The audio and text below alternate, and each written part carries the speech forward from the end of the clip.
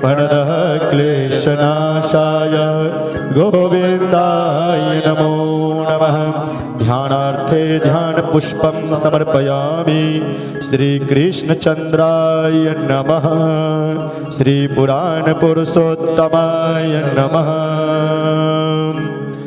गन्धम् ॐ गन्धद्वारां दुराधरखां नित्यपुष्टां करीशनीं ईश्वरीं सर्वभूतानां तामिहोपहवये श्रियाम् इदं गन्धं समर्पयामि।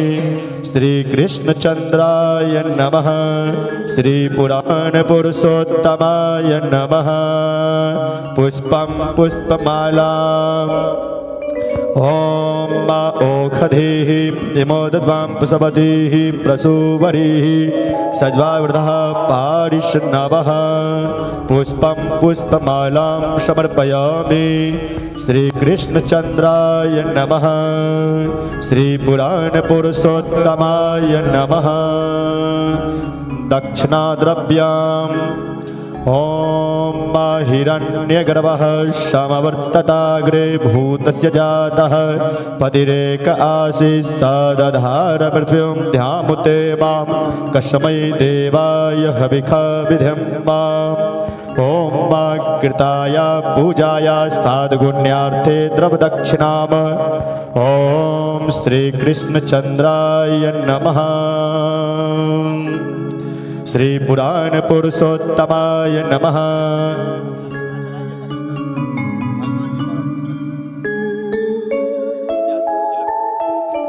ॐ व्यासाय विष्णुरूपाय व्यासरूपाय विष्णवे नमो ब्रह्मवे निधये वासिष्ठाय नमो नमः। ॐ इदं ध्यानार्थे ध्यानपुष्पं व्यासाय नमः। ॐ गन्धद्वारां दुराधरखां नित्यपुष्टां करीशनीं ईश्वरीं सर्वभूतानां तामिहोपहवये श्रियाम् इदं गन्धं समर्पयामि। ॐ व्यासाय नमः। पुष्पं पुष्पमालां माल्यादीनि सुगन्धेने मालत्यादीनि प्रभो मया हृतानि पुष्पाणि पूजार्थं प्रतिगृह्यताम् इदं पुष्पमालां समर्पयामि। ॐ व्यासाय नमः। दक्षिणा ॐ हिरण्यगर्भः समवर्तताग्रे भूतस्य जातः पतिरेक आसीत् स दधार पृथ्वीं ध्यामुते मां कस्मै देवाय हविषा विधिं माम्। ॐ मा कृताय पूजाय साधुगुण्यार्थे द्रवदक्षिणाम्। ॐ व्यासाय नमः। ॐ मा द्योः शान्तिरन्तरिक्षगुं शान्तिः पृथिवी शान्तिरापः शान्तिरोषधयः शान्तिः वनस्पतयः शान्तिर्विश्वे देवाः शान्तिर्ब्रह्म शान्तिः सर्वगुं शान्तिः शान्तिरेव शान्तिः श्यामा शान्तिरेधि जतो यतः समीहसे ततो नो अभयं कुरु सन्नः कोरु प्रजाभ्यो भयन्नः पाशुभ्यः गणानां त्वा गणपतिगुं हवामहे प्रियाणां त्वा प्रियपतिगुं हवामहे निधीनां त्वा निधिपतिगुं हवामहे वसो मम आहमजानि गर्भधमा त्वमजासि गर्भधम्मा अम्बे अम्बिके बालिके नमानयति कश्चन सा सदयस्वकः सुभद्रिकां काम्पीलवासनिम्मा श्रीश्चते लक्ष्मीक्षपत्न्यां बहोरात्रे पार्श्वे नक्षत्रा निरूपमस्विनो व्यातम् स्नन्निखाणं हुम इखान सर्वलोकम् इखाणं हरिः ओम।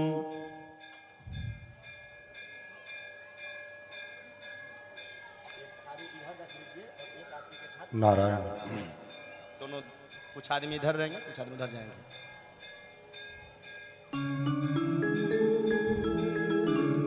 नारायण।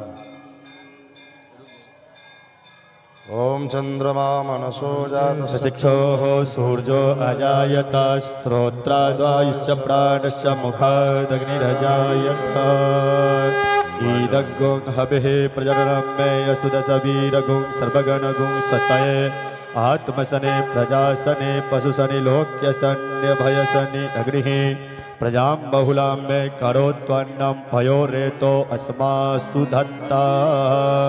मन में बसा कर तेरी मूर्ति उतारूं मैं भगवन तेरी आरती। मन में बसा कर तेरी मूर्ति उतारो मैं भगवन तेरी आरती। मन में बसा कर तेरी मूर्ति उतारूं मैं गिरधर तेरी आरती। मन में बसा कर तेरी मूर्ति उतारो मैं गिरधर तेरी आरती। करुण करो कष्ट हरो ज्ञान दो भगवन भव में फंसी नाव मेरी तार दो भगवन। करुण करो कष्ट हरो काज दो भगवन भव में फंसी नाव मेरी तार दो भगवन। करुण करो कष्ट हरो ज्ञान दो भगवन भव में फंसी नाव मेरी तार दो भगवन। करुण करो कष्ट हरो ज्ञान दो भगवन भव में फंसी नाव मेरी तार दो भगवन। दर्द की दवा तुम्हारे पास है, दर्द की दवा तुम्हारे पास है।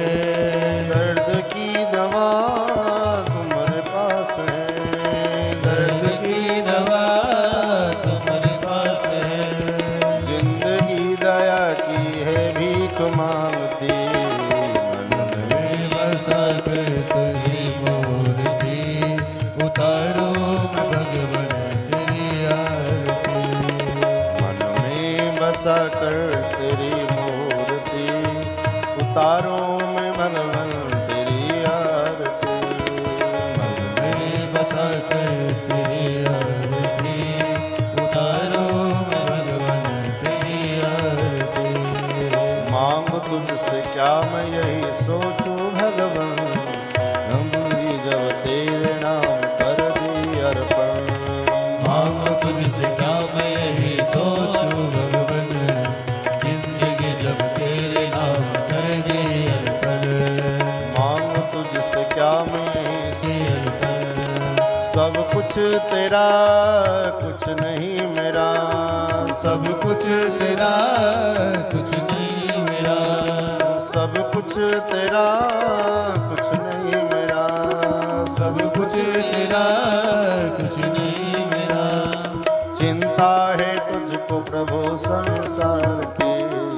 मन में बसा कर तेरी मूर्ति उतारो मैं भगवन तेरी आरती। मन में बसा कर तेरी मूर्ति उतारो मैं भगवन तेरी आरती।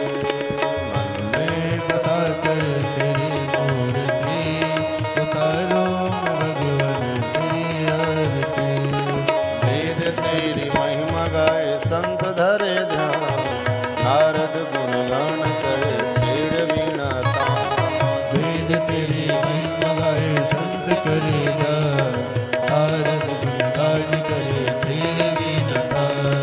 वेद तेरी महिमा गाए संत धरे ध्यान नारद गुणगान करे छेड़ वीणा तान।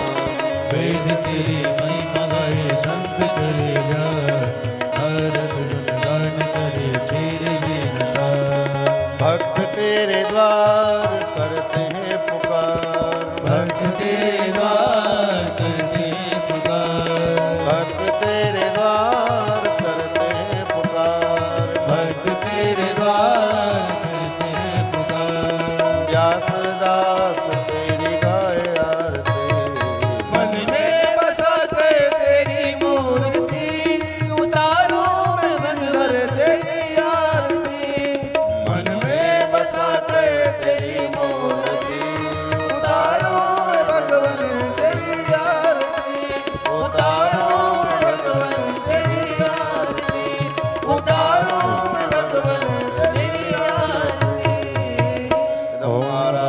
अर्घ्यं समर्पयामि जलेन शीतलीकरणम् आरतिग्रहणं पुष्पै देवाभिवन्दनं हरिः ओम् जज्ञेन जिज्ञमयजन्तदेवास्तानि धर्माणि प्रथमान्यस्सन्ना ते हनाकं महिमानः सचञ्जैत्रपूर्वे साध्याः शान्तिदेवाः हरि ओम् कृष्णाय वासुदेवाय हरये परमात्मने प्रणतः क्लेशनाशाय गोविन्दाय नमो नमः मन्त्रपुष्पाञ्जलिं समर्पयामि श्रीबाणपुरुषोत्तमाय नमः श्रीकृष्णचन्द्राय नमः बोल दे श्री कृष्णचंद्र भगवान की व्यास जी महाराज की जय। सभी आदमी अपने अपने स्थान पर बैठ जाएं और पूज्य महाराज जी के द्वारा अमृतमय कथा का रसपान श्रवण करें।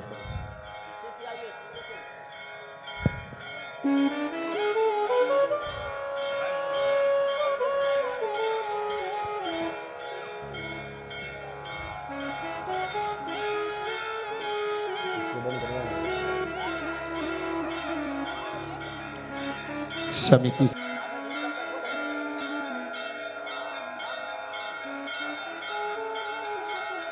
श्री राम जय राम जय जय राम श्री राम जय राम जय जय राम श्री राम जय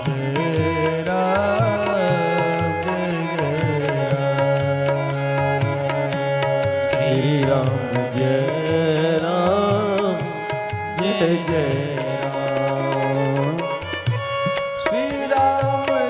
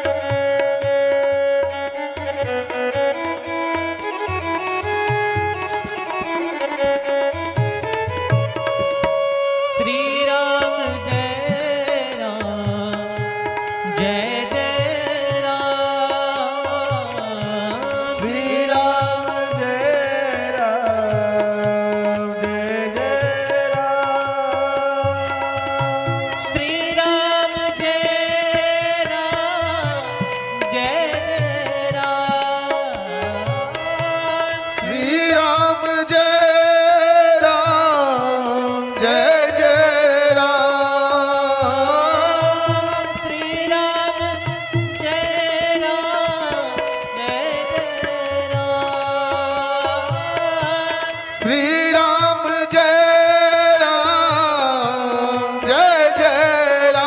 राम श्री राम जय राम श्री राम जय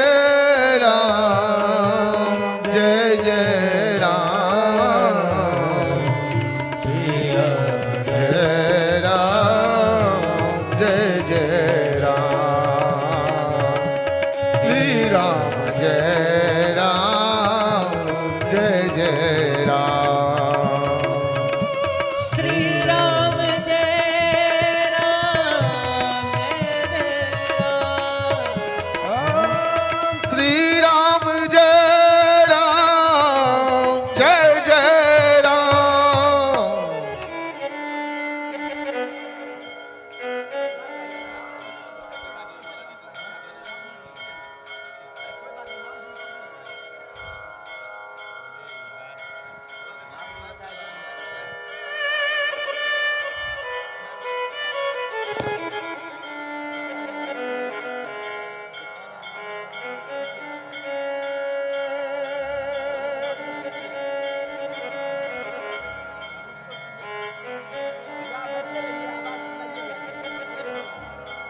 सिया राम।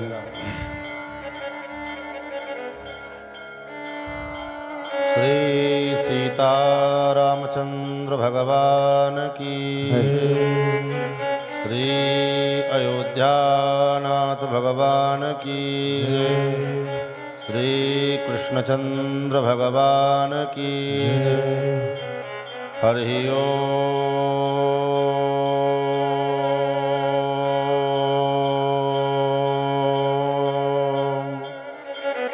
तच्छंजोड़ा वृणीमहे गातुं यज्ञाय गातुं यज्ञपतये नमः। दैवी स्वस्तिरस्तु न स्वस्तिर्मानुषेभ्यः ऊर्ध्वं जिगातु भेषजं सन्नो अस्तु द्विपदे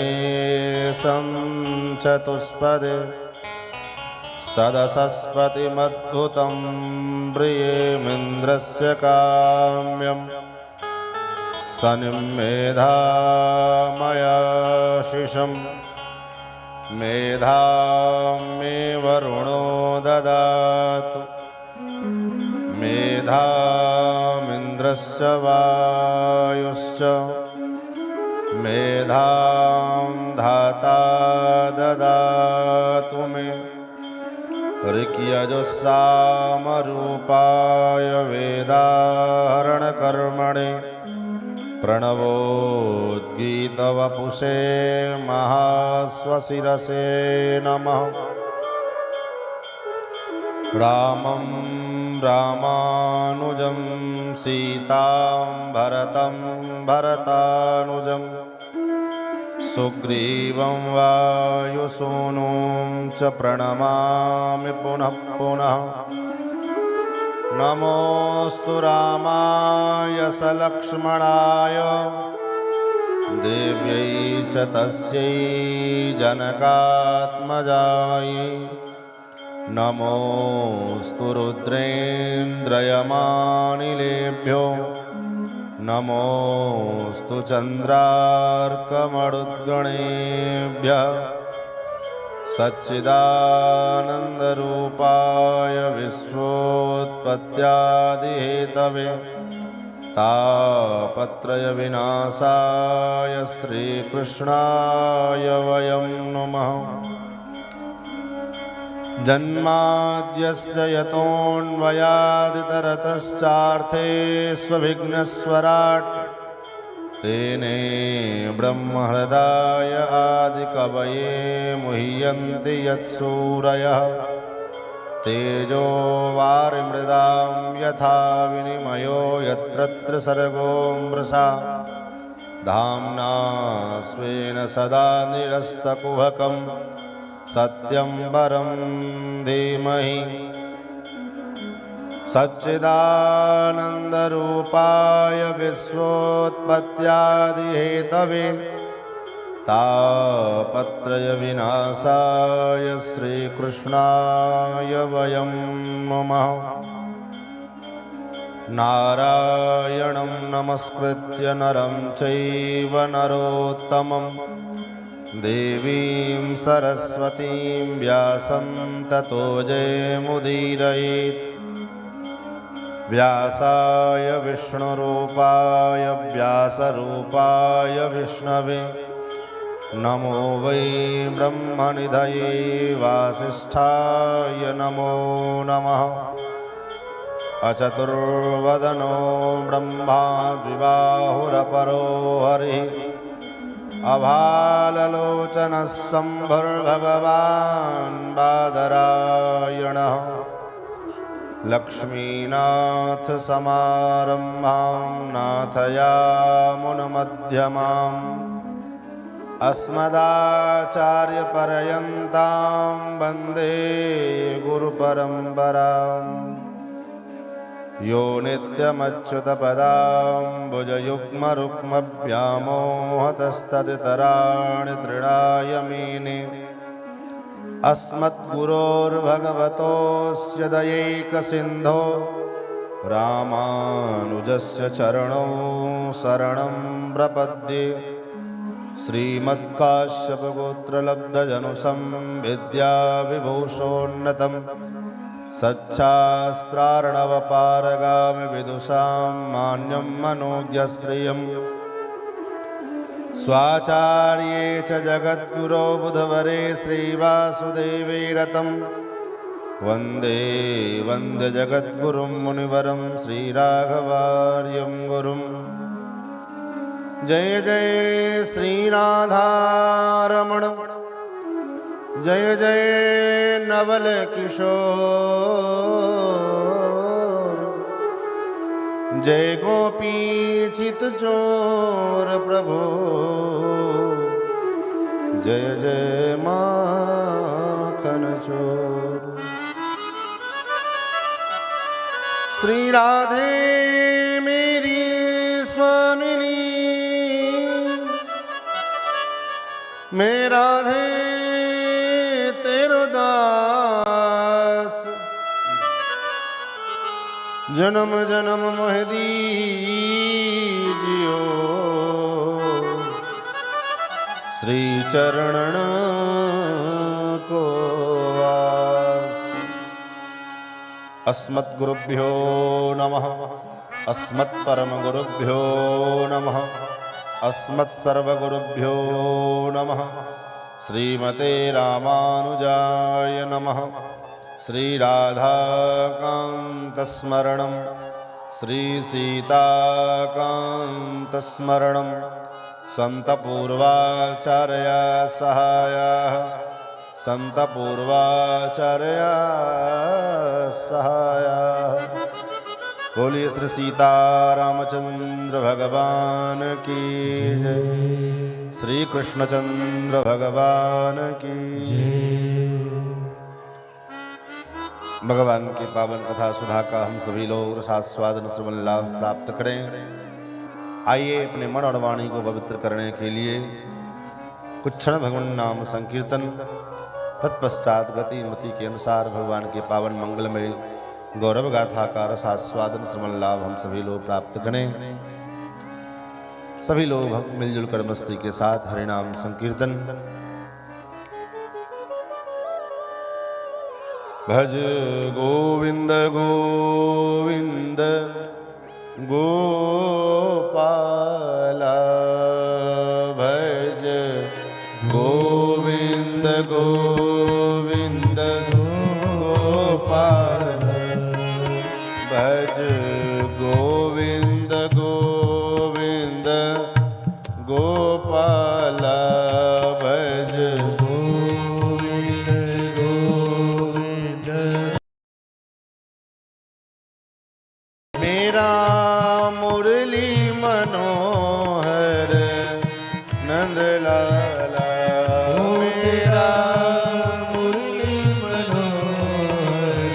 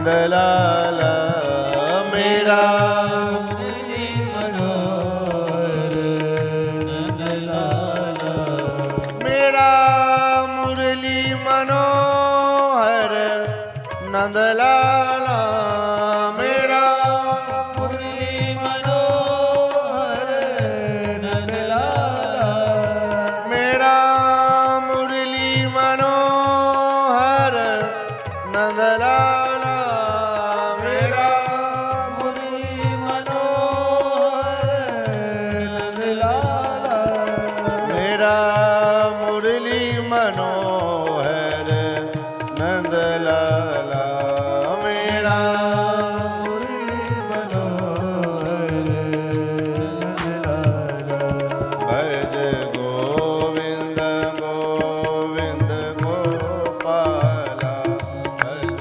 गोविंद गोविंद गोपाला भज गोविंद गोविंद गोपाला भज गोविंद गोविंद गोपाला मेरा मुरली मनोहर नंदलाला मेरा मुरली मनोहर नंदलाला मेरा मुरली मनोहर नंदलाला मेरा मुरली मनोहर नंदलाला ओ मेरा मुरली मनोहर नंदलाला मेरा मुरली मनोहर नंदलाला मेरा मुरली मनोहर नंदलाला मेरा मुरली मनोहर नंदलाला मेरा मुरली मनोहर नंदलाला मेरा मुरली मनोहर नंदलाला भज गोविंद गोविंद गोपाला भज गोविंद गोविंद गोपाला भज गोविंद गोविंद गोपाला भज गोविंद गोविंद गोपाला मेरा मुरली मनोहर नंदलाला मेरा मुरली मनोहर नंदलाला मेरा मुरली मनोहर नंदलाला मेरा मुरली मनोहर नंदलाला मेरा मुरली मनोहर नंदलाला मेरा मुरली मनोहर नंदलाला मेरा मुरली मनोहर नंदलाला मेरा मुरली मनोहर नंदलाला मेरा मुरली मनोहर नंदलाला मेरा मुरली मनोहर नंदलाला भज गोविंद गोविंद गोपाला भज गोविंद गोविंद गोपाला भज गोविंद गोविंद गोपाला भज गोविंद गोविंद गोपाला भज गोविंद गोविंद गोपाला भज गोविंद गोविंद श्री राधा गोविंद भगवान की जय श्री विष्णुचंद्र भगवान की जय श्रीमद्भागवत महापुराण की जय सप्ताह ज्ञान महायज्ञ की जय जगत जननी जगदम्बा महारानी की जय भगवान शंकर की जय अनंत बलवंत श्री हनुमंत लाल जी महाराज की श्री गणेश जी महाराज की श्री भाष्यकार रामानुज स्वामी जी महाराज की श्रीमद् जगत गुरु स्वामी जी महाराज की सब संतन की सब भक्तन की जय जय श्री राधे श्याम। अनंत कोट ब्रह्मांडाधिनायक भक्तवांछा कल्पतरु भक्त वत्सल शरणागत वत्सल सौशील्य वात्सल्य मार्दव आर्जव आदि गुणों के शुद्ध भगवान नंदनंदन श्याम सुंदर श्री कृष्णचंद्र, जिनकी वांगमयी शब्दमयी विग्रह श्रीमद् भागवत कथा के रूप में हम और आप श्रवण कर रहे हैं। जय माता दी इच्छा पूर्ति मनोकामना मंदिर भगवती का मंदिर, जिनके प्रथम वार्षिक उत्सव के उपलक्ष्य में, प्राण प्रतिष्ठा के प्रथम वर्षगांठ के उपलक्ष्य में यह आयोजन हम और आप जिसका आनंद ले रहे हैं, वास्तव में वर्षगांठ व्यक्ति का जीव का वर्षगांठ नहीं हो सकता। बात अलग है कि जन्मदिन का वर्षगांठ हो और उस वर्षगांठ में क्या क्या अनाप शनाप हम लोग करते हैं जिसका कोई जवाब नहीं। महाराज, वर्षगांठ का मतलब वर्ष की गांठ, गांठ हमारे गठरी। एक महात्मा कहा करते थे कि लोग वर्षगांठ मनाते हैं, उस दिन खुशी मनाते हैं, प्रसन्न होते हैं, आनंदित होते हैं, लेकिन उस दिन तो दुखी होना चाहिए, दुख मनाना चाहिए कि हमारे जीवन का इतना वर्ष जो था वो समाप्त हो गया।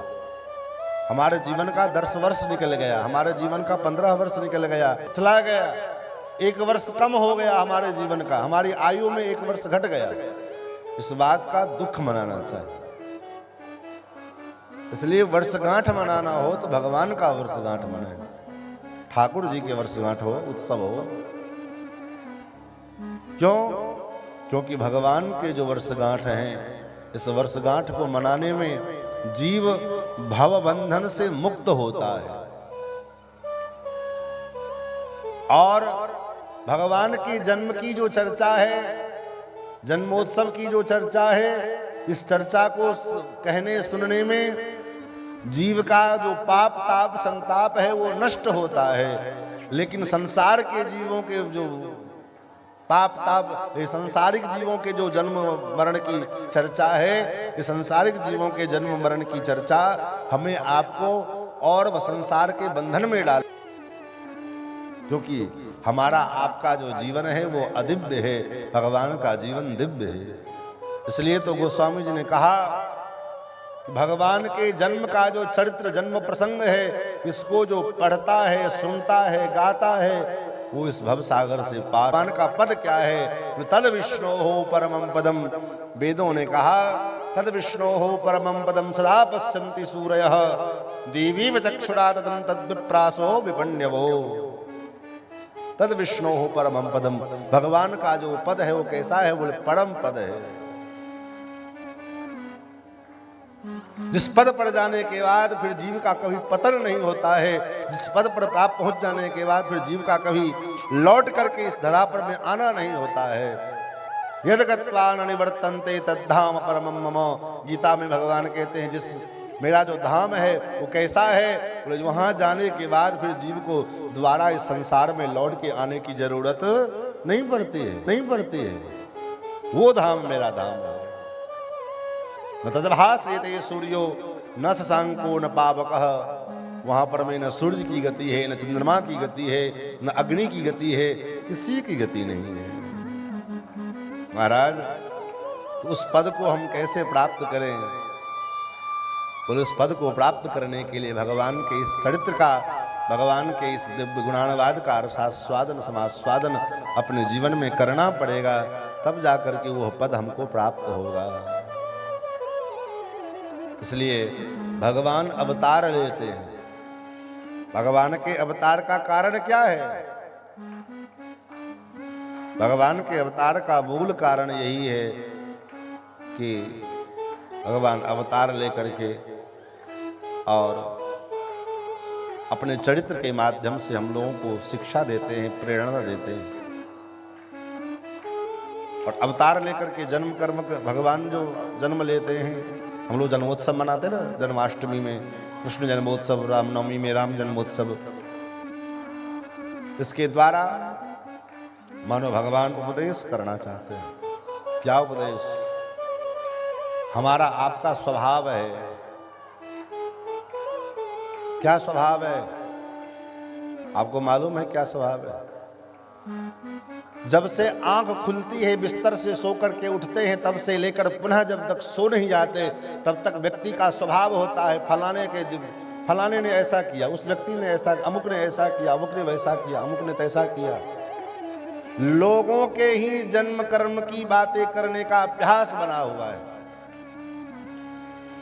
फलाने ने ऐसा कहा था, ऐसा किया था, फलाना की बहू ने ऐसा किया था, अमुक की उसके सास ने ऐसा किया उसके साथ, उसके बेटे ने ये सुना तुमने, उसके बेटे ने ये कर दिया।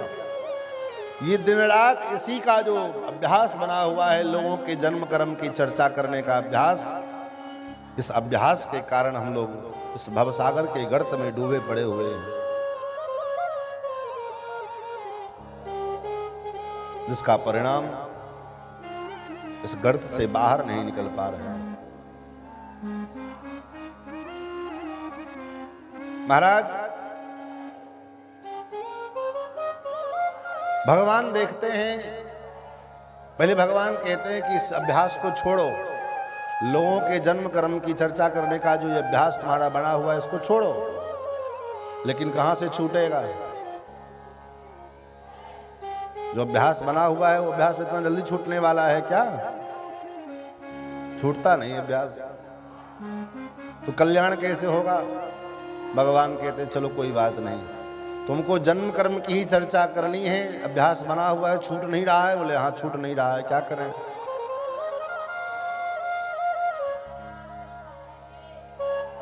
महाराज,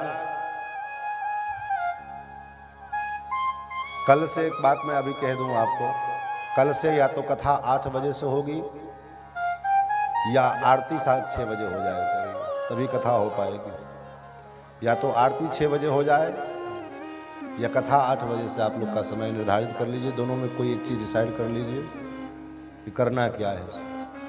क्योंकि 2 पाटन के बीच में साबुत बचाने को, 2 पाटन में न कथा ठीक से हो पाती है, न आरती ठीक से हो पाती है।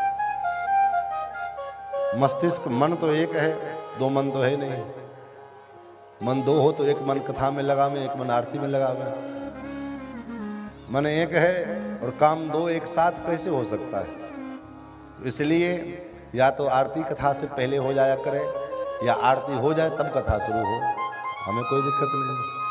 8 बजे से 10 बजे 2 घंटे कथा चलेगी, कोई दिक्कत नहीं। 11 बजे चलेगी, 12 बजे तक चलेगी, रात अपनी है, बात अपनी है। लेकिन दोनों चीज एक साथ नहीं चलेगा। तो ये कमेटी अपना निर्णय कर ले कि दोनों में से पहले किसको करना है। श्री सीता रामचंद्र भगवान की जय। तो महाराज, तो मैं निवेदन कर रहा था कि भगवान ये देखते हैं, विचार करते हैं कि जीव अपना अभ्यास छोड़ेगा नहीं, तो उस जीव का उद्धार कैसे हो। तो हमारा आपका उद्धार करने के लिए, आपका हमारा कल्याण करने के लिए भगवान क्या करते हैं? बोले अवतार लेते हैं। और अवतार लेकर के जैसे एक मनुष्य लीला करता है, मनुष्य जो आचरण करता है, एक मानव के समान सब सारा आचरण भगवान करते हैं। और भगवान ये आचरण करके बताना चाहते हैं कि देखो, तुम जो है लोगों के जन्म कर्म की चर्चा किए बगैर तुम रह नहीं सकते। बोले हाँ, हम नहीं रह सकते हैं, जन्म कर्म की चर्चा करने का हमारा पुराना अभ्यास बना हुआ है, तो छूटे कैसे? बोले चलो कोई बात नहीं, छोड़ने का काम नहीं है, छोड़ो मत। तब बोले जोड़ो। बोले क्या जोड़ें? बोले लोगों के, संसारिक जीवों के जन्म कर्म की जो चर्चा तुम अपने मन में, अपने जीवन में करते हो, उससे तुम अपने मन को विरत करके हमारे जन्म कर्म से जोड़ दो। क्या होगा? देखो, हमारा सनातन धर्म कभी छोड़ने की बात नहीं करता, जोड़ने की बात करता है। सबको जोड़ो। सुंदरकांड में आप लोग पाठ करते होंगे, विभीषण जी के शरणागति क्रम में, प्रसंग में विभीषण जी ने कहा, महाराज ये माया छूटती नहीं है, क्या करें? ये माया छूटनी नहीं है। बोले इसका उपाय है, छोड़ो मत, इस माया को छोड़ो मत। तो कैसे उद्धार होगा? बोले हो जाएगा उद्धार। कैसे? बोले तुम्हारी माया जो बिखरी पड़ी हुई है, उस माया को समेट लो। माया कहाँ कहाँ बिखरी है? बोले बेटा में, पति में, पत्नी में, घर में, मकान में, दुकान में, सब जगह माया फैली हुई है। भगवान कहते हैं इस माया को बटोर करके एक बढ़िया रस्सी बनाओ, मजबूत रस्सी। ये अलग अलग जो बटी हुई है ना, तो ये टूट जाएगी, क्योंकि जो अलग अलग बिखरा रहेगा धागा, पतला धागा रहेगा, टूट जाएगा। और यही धागा जब इकट्ठा बढ़िया गट्ठर बन करके मजबूत रस्सी बन जाएगा, तब बोले रस्सी भी पतले धागा से बनता है। रस्सी जो बनती है वो पतले धागे से ही उसको इकट्ठा करके मुड़ मुड़ करके मोटा रस्सी बनाया जाता है। भगवान कहते हैं तुम्हारी जो माया इधर उधर बिखरी पड़ी है, इसको एक मोटा इकट्ठा करके एक मोटा रस्सी बनाओ। और क्या करें? बोले उस रस्सी को हमारे चरणों से जोड़ दो, हमारे पैर से बांध दो। क्या होगा? बोले तुम्हारा कल्याण हो जाएगा। उदाहरण देते हैं, प्रसंग गोस्वामी जी का। जननी जनक बंधु सुत दारा, जननी जनक बंधु सुत दारा, जननी जनक बंधु सुत दारा, जननी जनक बंधु सुत दारा, तन धन भावन सुहृद परिवार, तन धन सुखद परिवार, तन धन भवन सुहृद परिवार, तन धन भवन सुखद परिवार, सबके ममता ताग बटोरी, सबके ममता ताग बटोरी, सबके ममता ताग बटोरी, सबके ममता ताग बटोरी, मम पद मनहि बांध बर डोरी, मम पद मनहि बांध तन डोरी, मम पद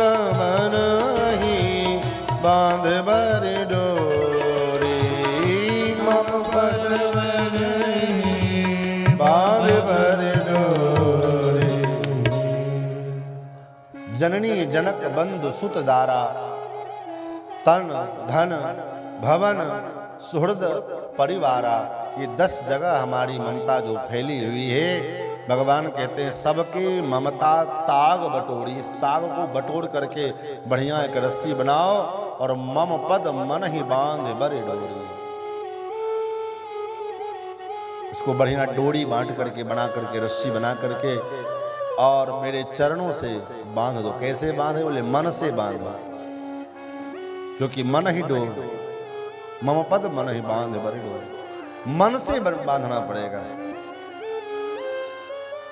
शरीर से बांधने से काम नहीं चलेगा। हाँ? शरीर से दिखाने के लिए कि चलो हम घर में लड्डू गोपाल खरीद के ले आए, हाँ? मार्केट में 500, 1000, 2000, 4000 बढ़िया से बढ़िया क्वालिटी का लड्डू गोपाल खरीद करके ले आए और घर में धर दिया। घर में धर दिया। अब सब काम से जब निवृत्त होंगे 12 बजे 1 बजे जब फुर्सत मिलेगा तब नहाएंगे धोएंगे और तब जाकर के लड्डू गोपाल को जो है थोड़ा सा फूल अक्षत चढ़ा देंगे धूप अगरबत्ती दिखा देंगे और 4 ठो इलायची दाना चढ़ा दिए, भोग लग गया, भगवान का हो गया। ये तन से भगवान को कोई लेना देना नहीं है।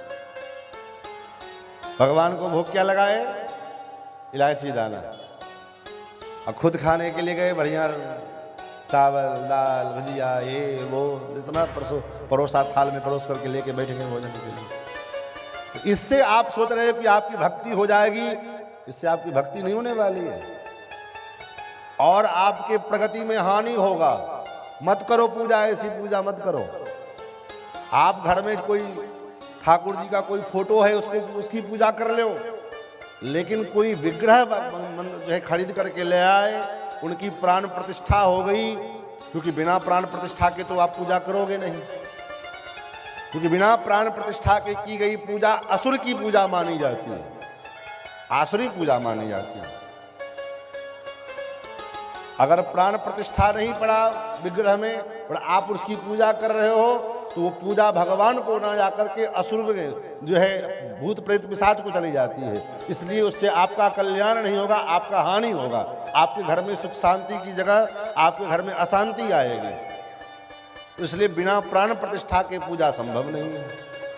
और शास्त्र कहता है कि अगर भगवान की प्राण प्रतिष्ठा हो गई घर में हो चाहे मंदिर में हो, कहीं भी हो, एक बार भगवान की प्राण प्रतिष्ठा हो गई तो 24 घंटे के अंदर उस प्राण प्रतिष्ठा किए परमात्मा को, विग्रह को अगर सिद्ध अन्न भोग न लगे तो प्रतिष्ठा खंडित हो जाती है। 24 घंटे के अंदर अगर भगवान को भोग राग न लगे तो प्रतिष्ठा खंडित हो जाती है। इसलिए तो प्रतिष्ठा से पूर्व अन्न में अधिवास होता है, फल में अधिवास होता है, जल में अधिवास कराया जाता है, पुष्प में अधिवास कराया जाता है। ये सब क्या है? तो ऐसे भगवान को ले आए और मुटरी बांध करके गठरी बना करके अब चलो डोलते फिरे बाजार चलें, तो लड्डू गोपाल को घर में अकेले कैसे छोड़ें? ले चलो बाजार घुमाओ। और अपने बैठ करके जो टपड़ी पे चाय पीना है तो जिस टेबल पर में लोग सब बैठ के खाते हैं उसी टेबल पर में भगवान को धर दिया। अब ये क्या है? बने भगत बने हैं कि हम चलो हम तो ठाकुर जी को हमेशा गले से लगाए फिरते हैं। मैंने कल निवेदन किया था कि आपकी जो आराधना है, आपकी जो पूजा है, अगर वो पूजा भी अगर शास्त्र से विरुद्ध है तो महाराज आपकी पूजा भी विफल हो जाएगी। लेकिन विडंबना ये है कि ये सब बात कौन सुने? अगर ये सब बात कोई सुनना चाहता कहाँ है? कथा भी हम वही सुनना चाहते हैं जो हमको अच्छा लगे। गुरु भी हम वही चाहते हैं जो गुरु हमको अपने मन की बात कहे। गुरु जी ऐसे मिले कि गुरु जी कहें हाँ बेटा लहसुन प्याज तुम खा सकते हो, कोई बात नहीं, खाओ। ऐसे गुरु हम खोजें, तुम्हारा कल्याण क्या होगा? बंटाधार हो जाएगा। डॉक्टर अगर मरीज के हिसाब से अगर दवा देने लग जाए, मरीज की जो इच्छा है वो दवा वही डॉक्टर साहब कहने लग जाएं, तो आपसे हम पूछना चाहते हैं, इतने लोग बैठे हैं, जरा सर हिला करके बताइएगा कि क्या उस मरीज का कल्याण होगा? मरीज का रोग ठीक होगा? नहीं हो सकता है। मरीज कहे कि महाराज फीस हम देते हैं, आपको पैसा हम दे रहे हैं, हमको जो अच्छा लगे वो चीज आप कहो करने के लिए। डॉक्टर कहेगा तुम करो, 10 दिन में जो मरना होगा तुम 2 दिन में मर जाओगे, करो, हमको क्या जाता, फीस दो हमको, जाओ। लेकिन डॉक्टर वो नहीं करेगा। क्यों? क्योंकि डॉक्टर जानता है कि हमारा धर्म है मरीज की रक्षा करना। वैसे ही एक आचार्य का, एक संत सदगुरु का कर्तव्य बनता है समाज की रक्षा करना, समाज को अच्छे दिशा की ओर ले जाना। क्योंकि आज जो हमारा सनातन समाज दिशाहीन हो चुका है, उस दिशाहीन समाज को एक नई दिशा देना, जिससे हमारा धर्म, हमारी संस्कृति, हमारी सभ्यता सुरक्षित रहे, संरक्षित रहे, ये एक धर्माचार्य का कर्तव्य बनता है। आज ही मैं भगवत्पाद शंकराचार्य स्वामी श्री विश्वलानंद सरस्वती जी महाभाग का प्रवचन सुन रहा था। अपने वक्तव्य में वो कहते हैं कि आज जितना खतरा धर्म को, वर्तमान काल के कथावाचकों और पंडितों से इस धर्म को जितना खतरा है, उतना खतरा आज के विधर्मियों से नहीं है। और वास्तविकता ये है, कथा में भजन कीर्तन दाल में नमक के बराबर होनी चाहिए। दाल में अगर नमक ज्यादा हो जाए तो दाल खाने का मन नहीं करेगा। उसी प्रकार कथा में कीर्तन भजन जो है दाल में नमक की बराबर हो, आलस्य प्रमाद को दूर करने के लिए हो, न कि लोगों का मनोरंजन करने के लिए। अन्यथा लोगों का जो स्तर है, इतना बहुत बौद्धिक स्तर हमारा इतना नीचे गिर गया है कि जहाँ क्या करें, कथा जहाँ होए वहाँ पर में लोगों को नींद आती है। कथा जहाँ पर में हो वहाँ लोग जाना नहीं चाहते हैं। और जहाँ कहीं नाच तमाशा होने लग जावे, फिर देखो महाराज, हमारे अयोध्या में अवधि में कहावत है, और यहाँ तो ज़्यादातर जो है अवधि लोग ही यहाँ पर में हैं, पूर्वांचल के लोग ज़्यादा लोग यहाँ पर में हैं। अवधि में कहावत बा, 100 जूता खाब तमाशा घुस के देखब। भले जूता खाब लेकिन तमाशा घुस के देखबे, मानव ना है। वह हाल बा महाराज। भगवान की कथा जहां हो रही हो वहां कालीन बिछी है, मेट बिछा है, कुर्सी लगाओ, लेकिन फिर भी आदमी को बुलाना पड़े। यही तो कलयुग है। एक लोग कहा करते थे कि देखो कलयुग का क्या प्रभाव है। कलयुग का प्रभाव यही है कि शराब की दुकान पर में लाइन लगा करके लोग खड़े होते हैं, और दूध वाले को घर घर दूध पहुंचाना पड़ता है। ये कलयुग का प्रभाव है। संत श्री कबीरदास जी महाराज का एक बड़ा सुंदर भाव है। वर्तमान काल के युग परिस्थिति को देखते हुए कबीरदास जी महाराज कहते हैं कि क्या जमाना आ गया। इस जमाने को देख करके डर भी लगता है और हंसी भी लगती है। किस बात की हंसी और किस बात का डर? कबीरदास जी कहते हैं, अरे डर लागे अरु हंसी लागे, अजब जमाना आया रे। डर लागे अरु हंसी लागे, अजब जमाना आया रे। डर लागे अरु हंसी लागे, अजब जमाना आया रे। डर लागे अरु हंसी लागे, अजब जमाना आया रे। डर लागे अरु हंसी लागे, अजब जमाना आया रे। क्या डर लगता है और क्या हंसी लगती है? बाबा कहते हैं, अरे कथा होए तहाँ श्रोता सोवे, वक्ता मूड पचाया रे।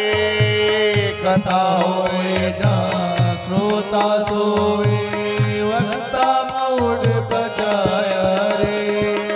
कथा होए तहाँ श्रोता सोवे, वक्ता मूड पचाया रे।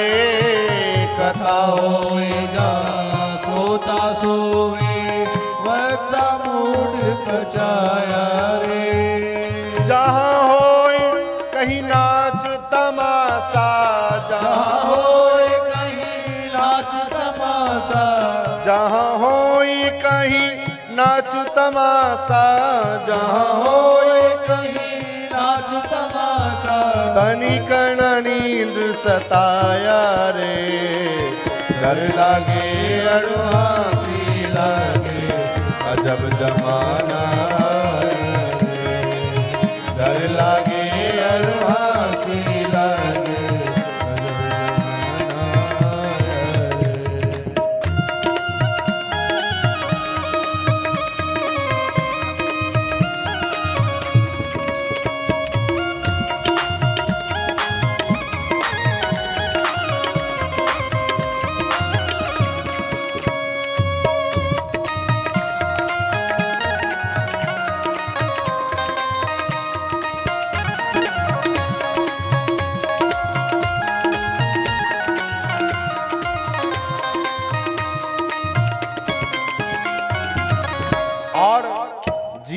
अच्छे नियमों को हमने धारण नहीं किया, भगवान के चरणामृत ग्रहण करने का नियम धारण नहीं किया, भगवान के दर्शन करने का नियम जीवन में धारण नहीं किया। धारण क्या किया? उल्टे सीधे नियम धारण कर लिए, उल्टे सीधे व्यसन धारण कर लिए, जिसके बिना हम कहते हैं कि महाराज मन ही नहीं लग रहा है। कौन से व्यसन? भांग, तंबाकू, सुल्फा, गांजा, सूखा खूब उड़ाया रे। भांग तमाकू भांग, तंबाकू, सुल्फा, गांजा, सूखा खूब उड़ाया रे। भांग, तंबाकू, सुल्फा, गांजा, सूखा खूब उड़ाया रे। हरि चरणामृत नेमन धारा, हरि चरणामृत नेमन धारा, हरि चरणामृत नेमन धारा, हरि चरणामृत नेमन धारा। व्यर्थ जन्म गवाया रे। डर लागे और हंसी लागे, अजब जमाना आया रे। डर लागे और हंसी लागे, अजब जमाना आया रे। डर लागे और हंसी लागे, अजब जमाना आया रे। डर लागे और हंसी लागे, अजब जमाना आया रे। डर लागे और हंसी लागे, अजब जमाना आया रे। डर लागे और हंसी लागे, अजब जमाना आया रे। ऐसा जमाना, इस जमाने को देख करके हमारा डर भी लगता है और हंसी भी लगती है। तो इस कलिकाल में, इस भयंकर, जहां चारों तरफ आधुनिकता ने ऐसा प्रचंड बयाड़ हवा चला रखी है, जिस प्रचंड में, जिस हवा में भगवत भक्ति और भगवत भजन का समय निकाल पाना बड़ा कठिन हो गया है। ऐसे स्थिति में, ऐसी परिस्थिति में हम एक घड़ी आधो घड़ी आधो में पुण्याध, तुलसी संगत साध के हरहि कूट अपराध। ऐसी परिस्थिति में हम यत्किंचित समय भगवत भक्ति के लिए, भगवत भजन के लिए हम निकाल पा रहे हैं, ये भगवान की बड़ी कृपा है। आइए हम लोग अब कथा की ओर प्रस्थान करें। कल की कथा में हम सभी लोगों ने भागवत जी के महिमा महात्म्य की चर्चा श्रवण की। आगे मूल कथा का आरंभ करते हुए सर्वप्रथम श्लोक में भगवान श्री वेदव्यास जी श्रीमद् भागवत के आरंभ में प्रथम श्लोक में, प्रथम अध्याय में महाराज भगवान का ध्यान करते हैं। सर्वप्रथम श्रीमद् भागवत कथा जिसको हम आप श्रवण कर रहे हैं, ये भागवत वेदव्यास जी के 18 पुराण में से एक है, अंतिम पुराण है और महापुराण है, और इसके 12 स्कंद हैं,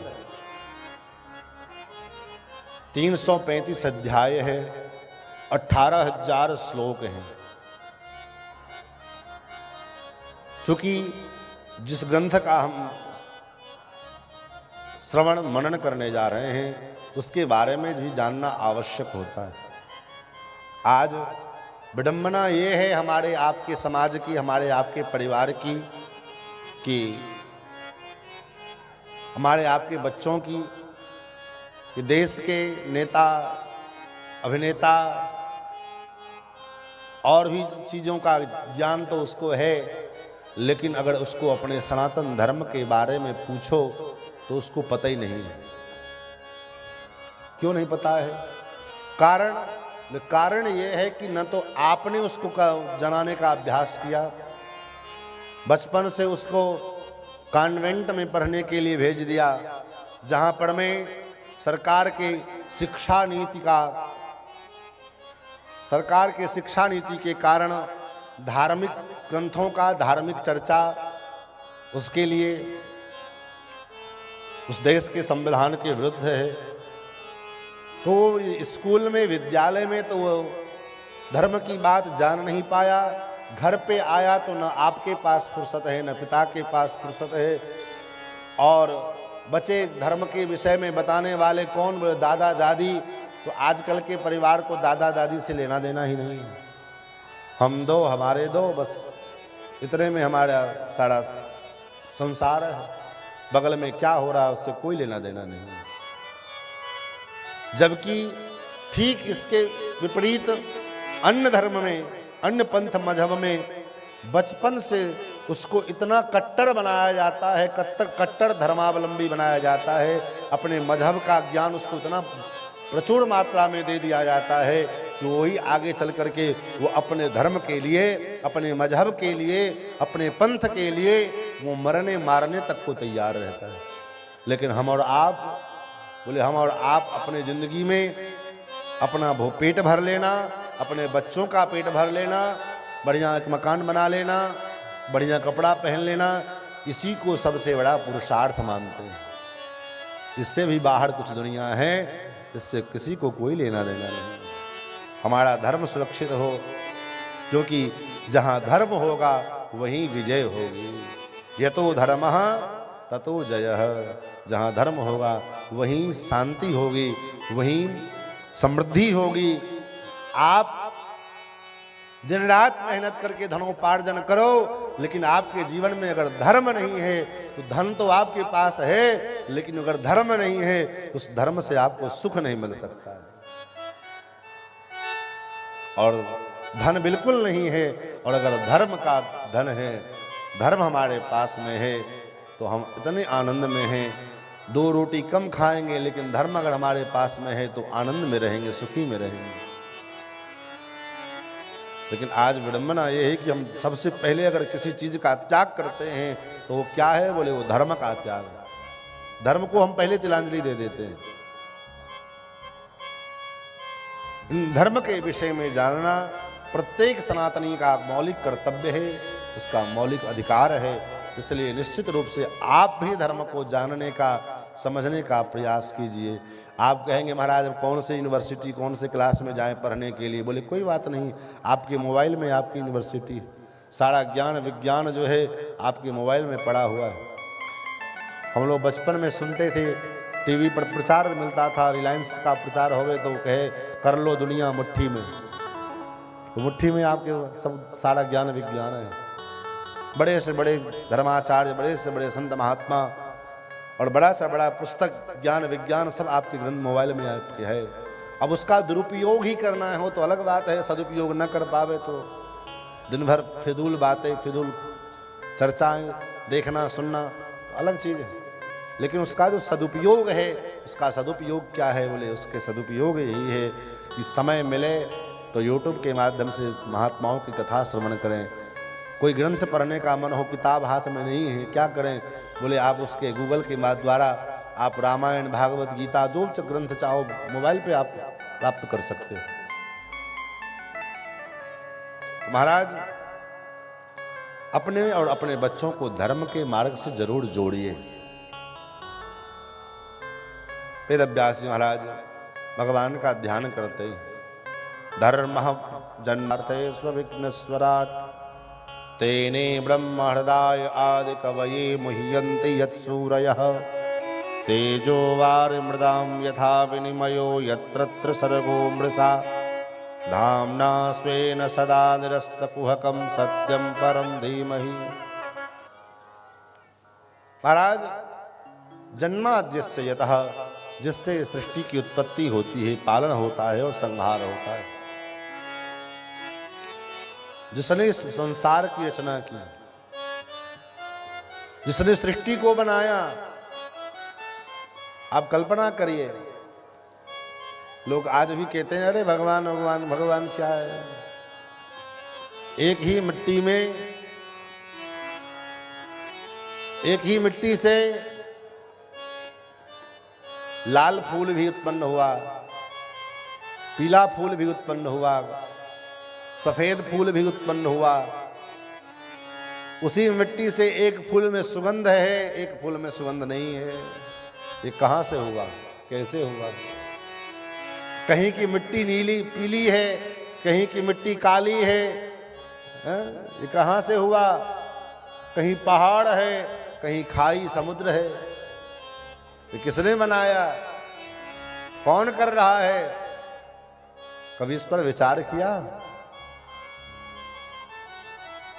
जिसने सूर्य को अंदर तेज प्रदान किया, जिसने चंद्रमा को चमक दी, शीतलता प्रदान की, तो कौन करने वाला कौन है? और सब कुछ करते हुए भी बोलता नहीं है।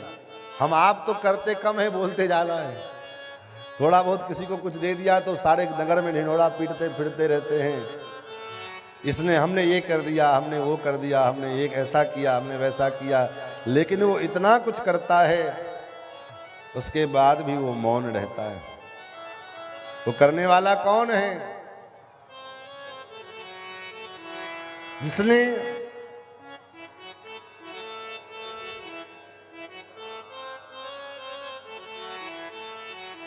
गर्भ में जब हम थे तो वहां भोजन की व्यवस्था बनाई।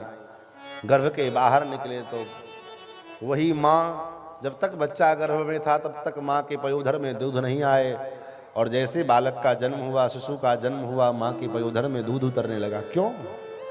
कौन कर रहा है? और वही साल 2 साल के बाद जब बच्चा बाहर का अन्न पानी भोजन करने लगता है तो माँ भी वही रहती है, बच्चा भी वही रहता है। फिर वो दूध कहाँ चला जाता है?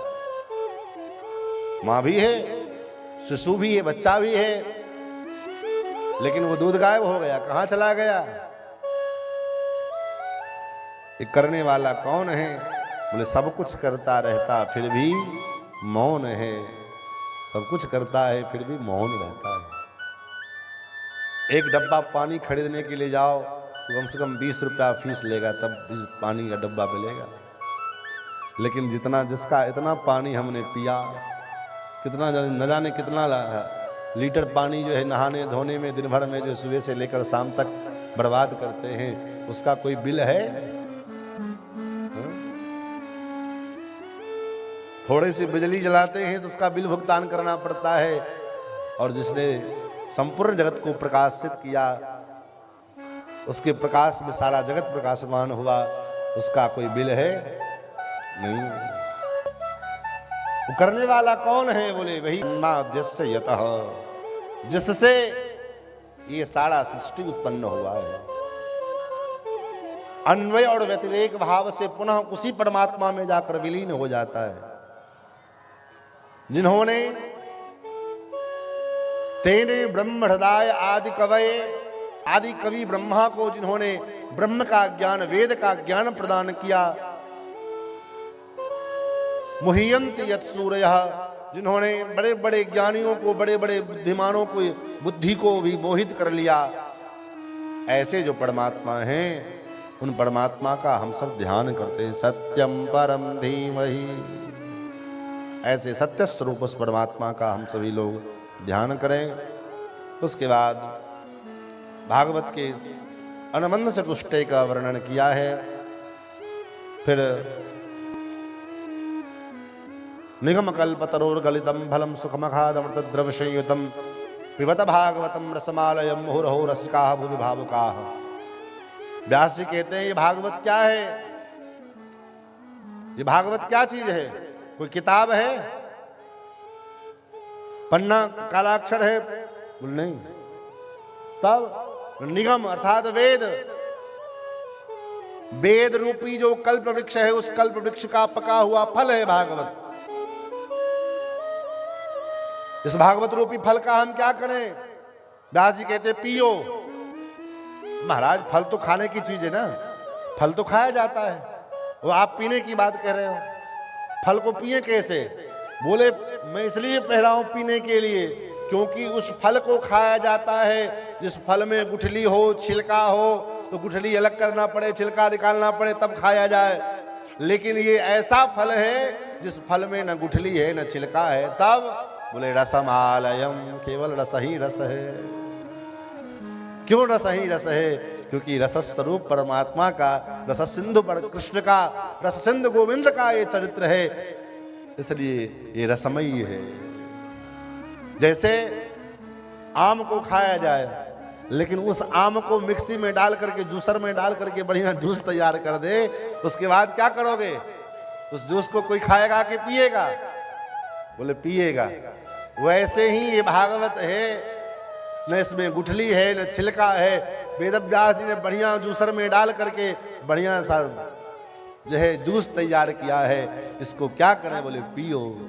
पीबत भागवतम रसमालयम, इसको पियो।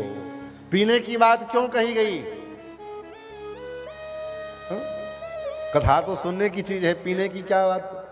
पीने को क्यों कहा गया? बोले इसलिए कहा गया कि आप एक बात बताइए, आप खाते समय बोल लेते हैं कि नहीं बोल लेते हैं? बहुत आदमी खाते हुए बोल लेता है, खाते रहेगा बोलता रहेगा। चलते हुए आप बोल सकते हैं, लेटे लेटे आप बोल सकते हैं, बैठे बैठे आप बोल सकते हैं, देखते हुए आप बोल सकते हैं, सुनते हुए आप बोल सकते हैं। लेकिन अगर आप पानी पी रहे हो, चाहे दूध पी रहे हो, कुछ पी रहे हो, उस समय कोई कहे कि बोलो, बोल पाएगा कोई? पीते समय कोई बोल सकता है? नहीं बोल सकता है। इसलिए वेदव्यास जी कहते इसको पियो। इसका मतलब बोले जब तक ये कथा होती है तब तक बोलो मत, चुपचाप पीते जाओ, पीते जाओ, पीते जाओ। बोलने की जरूरत नहीं है। बोलना हो, कुछ पूछना हो, कुछ जानकारी लेनी हो, तो पहले से महाराज आकर के पत्र लिख करके रखे रहो, मंच पे पहुंचा दिया करो, जो कुछ जानकारी लेनी हो, कुछ जिज्ञासा करनी हो। लेकिन बीच में बोलो मत। बीच में तो जहां बैठे चुपचाप आसन लगा करके 3 घंटे 4 घंटे जितना देर कथा होवे, चुपचाप ना बाएं देखना ना दाएं देखना है, केवल और केवल कथा सुननी है। तब तो कथा का सुनने का और इस आयोजन का कोई फल मिलेगा। अब बैठे कथा सुनने के लिए 2 मिनट इधर सुने नहीं, तब तक उधर दिमाग गया, वो काम भी बाकी रह गया, वो काम बाकी रह गया, तो उससे कोई लेना देना, कथा से तब कोई लाभ नहीं मिलेगा। 3 घंटे का फिल्म देखने जाते हो, आधा घंटे का से जो है सीन छूट जाए तो फिल्म पूरा समझ में नहीं, कहानी समझ में नहीं आती। कहते इसको फिर से देखना पड़ेगा। क्यों? बोले आधे घंटे का सीन छूट गया, इसका स्टोरी क्या था समझ में नहीं आया। जहां 3 घंटे की फिल्म का स्टोरी समझ में नहीं आता, आधा घंटा छूट जाए तो भगवान की कथा अगर थोड़ी सी छूट जाएगी तो समझ में कहां से आएगी। इसलिए जब कथा आरंभ हो जाए तो आते ही महाराज ध्यान मग्न लगा करके सावधान तया श्रृणु, ऐसे सुनो कि एक एक अक्षर छूटने ना पावे, तब जाकर कथा लाभ करेगी आपको। कब तक पिए? बोले पीवत भागवतम रसमालयम, पीते पीते रस का आलय न बन जाओ। पीते पीते रस का आलय न बन जाओ। और कब तक पीवे? बोले तब तक पियो जब तक कि महाराज उस परमात्मा के चरणवार बिंदु को प्राप्त न हो जाओ, तब तक पीते जाओ, पीते जाओ, पीते जाओ।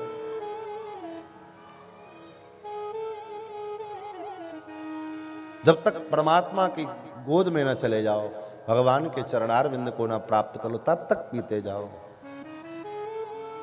और न जा पाओ तो भगवान से दिन रात यही प्रार्थना करो, हे ठाकुर जी 84 लाख जन्म का चक्कर लगाते लगाते तो अब मनुष्य बनाया, और मनुष्य शरीर मिलने के बाद भी अगर इस बार भी अगर आपने चुकती कर दी, इस बार नहीं हो पाया, अब न बनी तो फिर न बनेगी। बहुत से लोग सोचते हैं मानव शरीर मिला है, खाओ पियो मौज करो, जब तक जियो सुख से जियो, ऋण करके घी पियो। बोले नहीं नहीं, यही भ्रम हमारा है। ये मानव शरीर साधन प्रधान शरीर है।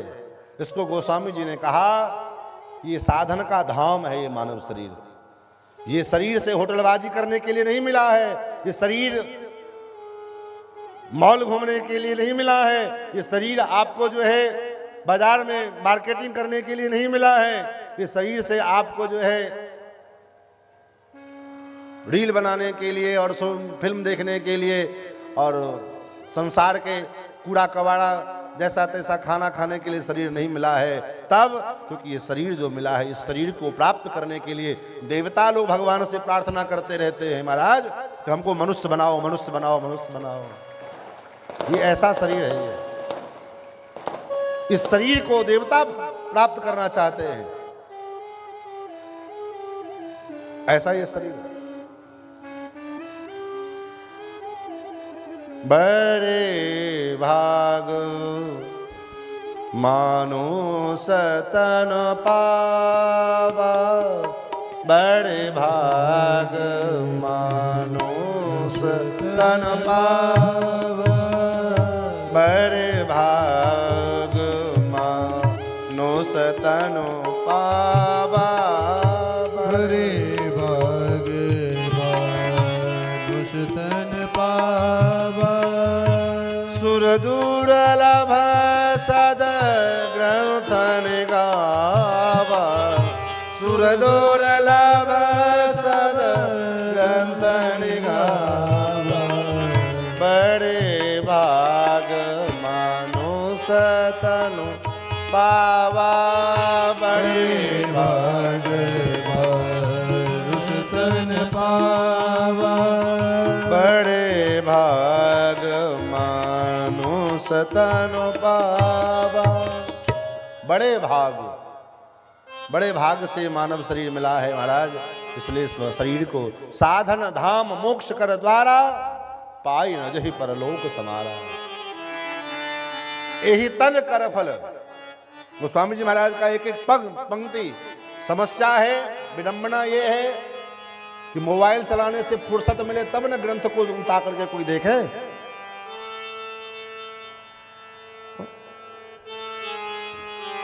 जीवन में कम से कम और कुछ न हो सके तो कोई बात नहीं, आप संस्कृत के ग्रंथों को नहीं पढ़ सकते हैं, कम से कम 5 दोहा रामचरितमानस तो पढ़िए, तब समझ में आवे ग्रंथ क्या है, सनातन धर्म क्या है।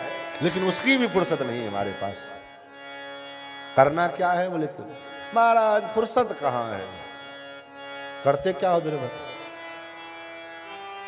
25 वर्ष पहले 50 वर्ष पहले लोगों के पास इतने संसाधन नहीं थे, जो काम आज मिनटों में हो पा रहे वो काम घंटों में हो पाते थे।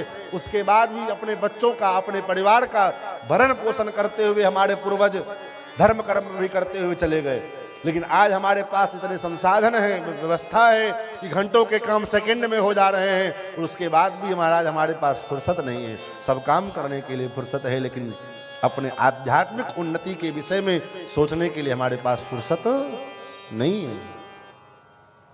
आध्यात्मिक उन्नति में भी हम आधुनिकता को खोजते फिरते हैं कि हमको बढ़िया चमकदार लहकदार कथा सुनने को मिले। कहां से कल्याण होगा? क्यों? क्योंकि हमारी प्रवृत्ति ऐसी बन गई। धर्म में भी हम अपने अनुकूल, जो हमको अनुकूल लगे, जीव का स्वभाव है। एक आदमी गांजा पीने वाला, गांजा पीता था दिन भर। किसी ने कहा गांजा क्यों पीते हो? बोले गांजा पीना भक्ति है। बोले कहाँ लिखा है? बोले रामायण में लिखा है। रामायण में कहाँ लिखा है गांजा पीना भक्ति है? राम जी ने कहा है छठ दम सील भिरत बहु कर्मा, 6 बार दम लगाओ तो भगवान प्रसन्न हो जाएगा। तो व्यक्ति धर्म में भी जो अपने को अनुकूल लगे, अपने को रुचिकर लगे, वही चीज को खोजता है। लेकिन धर्म में ऐसा नहीं है। धर्म जो कहता है, जो शास्त्र कहता है, वो धर्म है, न कि आपकी रुचि, आपकी प्रसन्नता, आपकी अनुकूलता। वो धर्म नहीं हो सकती। धर्म तो वो है जो शास्त्र कहे। तो महाराज तब तक पियो इस कथा को, तब तक पियो जब तक कि भगवान अपने निज धाम में न बुला लें।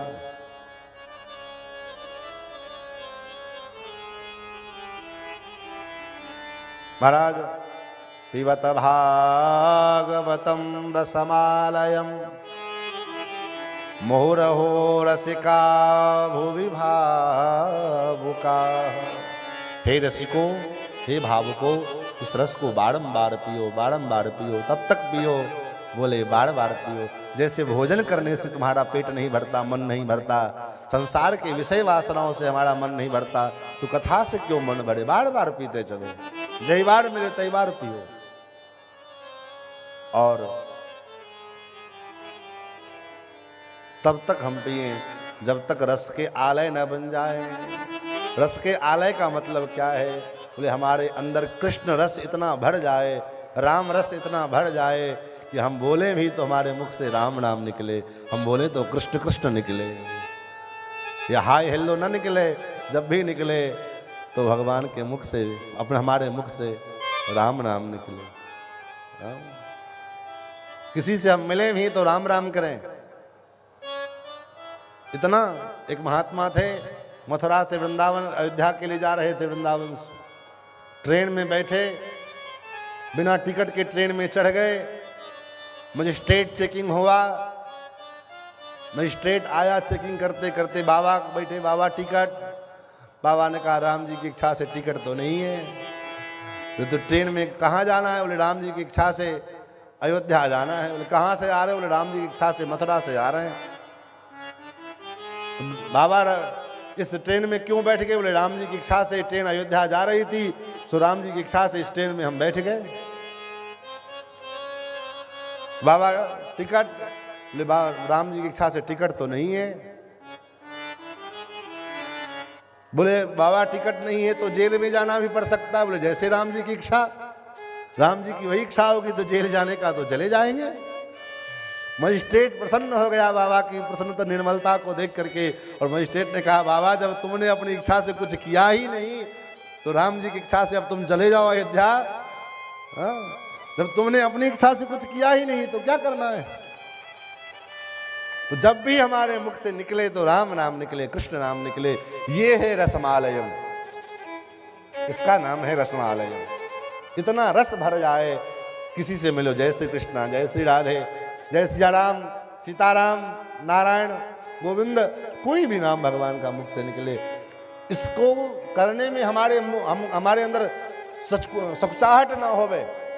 आज मेरी विडंबना ये भी है, बड़े बड़े जो है सभ्य समाजों में, सभ्य क्या कहें, सबसे बड़ा सभ्य है वो, अपने को अपने एडवांस कहने वाले लोगों के समाज में जय सिया राम, जय श्री कृष्णा कहने में लोगों को शर्म लगती है, लोगों को तिलक लगाने में शर्म लगने लगा है आजकल।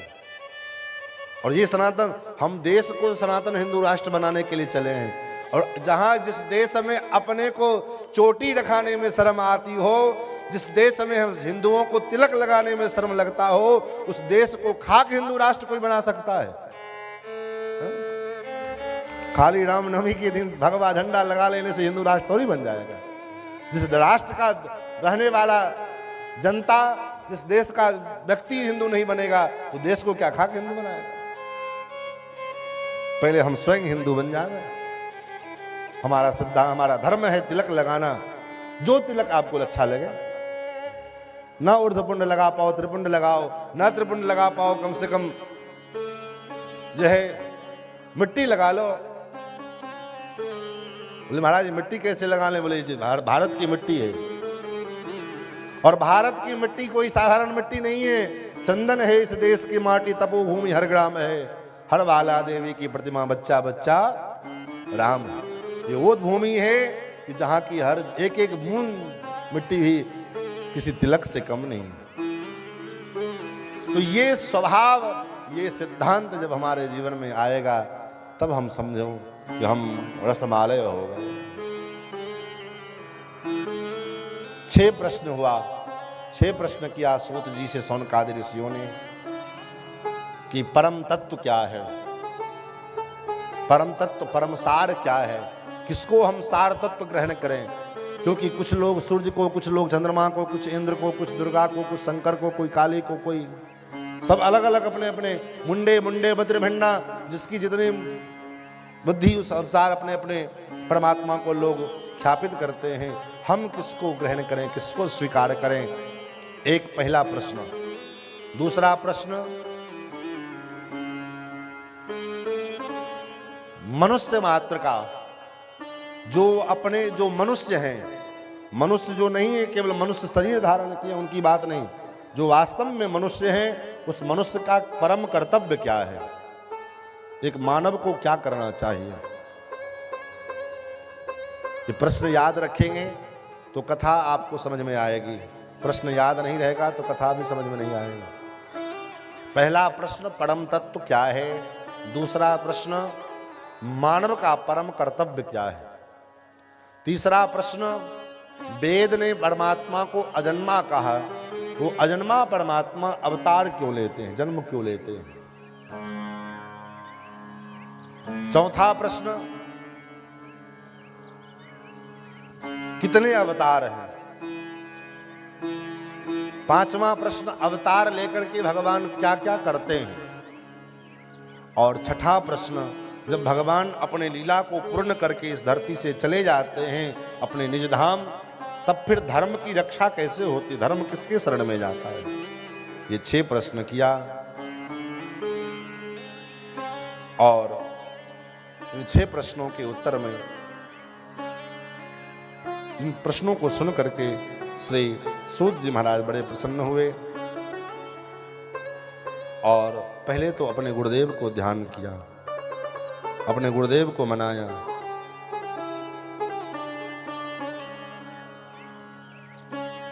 यस्वानुभावमखिल श्रुति सार में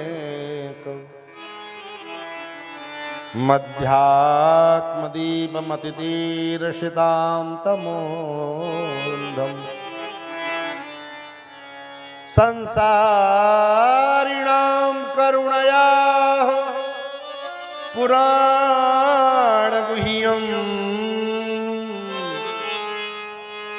तं व्याससूनुमुपयामि गुरुं मुनीनाम् तं व्याससूनुमुपयामि गुरुं मुनीनाम्। जिनकी करुणा से,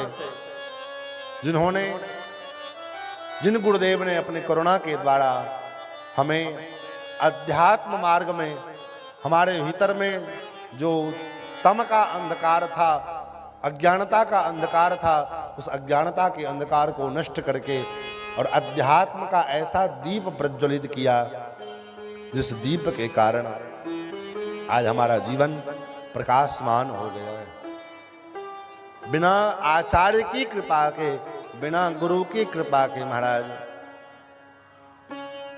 हम आप तो मनुष्य हैं, इंद्र के का कोई अस्तित्व नहीं होता है। आगे चर्चा आएगी अष्टम स्कंद में कि देवगुरु बृहस्पति जी ने इंद्र का त्याग कर दिया तो परिणाम क्या हुआ, बोले 1000 वर्षों तक इंद्र को दर दर की ठोकरें खानी पड़ी। अपना पद छूट गया, राज्य छूट गया, पत्नी छूट गई, परिवार छूट गया, केवल और केवल गुरु का त्याग कर देने मात्र से। इंद्र के दरबार में देवगुरु बृहस्पति गए और जब गए तो इंद्र ने उठ करके अभिवादन नहीं किया, तो गुरुजी ने न श्राप दिया न कोई जो है दंड दिया, कुछ नहीं, केवल चुपचाप गुरुजी इंद्र का त्याग करके चले गए, छिप गए कहीं जाकर के। इतने से गुरु के त्याग से देवराज इंद्र दर दर की ठोकरें खाने लगा, जबकि ब्रह्मा भी उनके साथ में थे, भगवान विष्णु भी उनके साथ में हैं। केवल नहीं थे तो केवल गुरु जी नहीं थे, ये गुरु की महत्ता है। लेकिन आज गुरु की कितनी महत्ता है, बोले अधर्मी व्यक्ति भी भले ही वो भगवान को ना माने, नास्तिक व्यक्ति भी भगवान को भले ना माने, लेकिन वो गुरु को जरूर मानेगा। बिना गुरु के उसका भी काम नहीं चलता है। आप विचार करिए, चोरी कर्म करने वाला जो चोर है उसका भी तो कोई ना कोई गुरु होता है, उसके जीवन में भी कोई, वो भी अपने को किसी न किसी को गुरु मानता है। अरे यहां तक कि शराब पीने वाला व्यक्ति भी किसी न किसी को गुरु मानता है, उसका भी कोई गुरु होता है जो उसको शराब पीना सिखाता है, और जब उसके पास जाएगा तो कहेगा गुरु पैक लगाएं। चिलम पीने वाला, गांजा पीने वाला कहेगा गुरु लगाएं, दम तैयार करें चिलम। तो एक चिलम पीने वाला, शराब पीने वाला व्यक्ति भी गुरु को मानता, भले भगवान को माने चाहे ना माने, लेकिन वो गुरु को मानता है। गुरु की वो महिमा है। और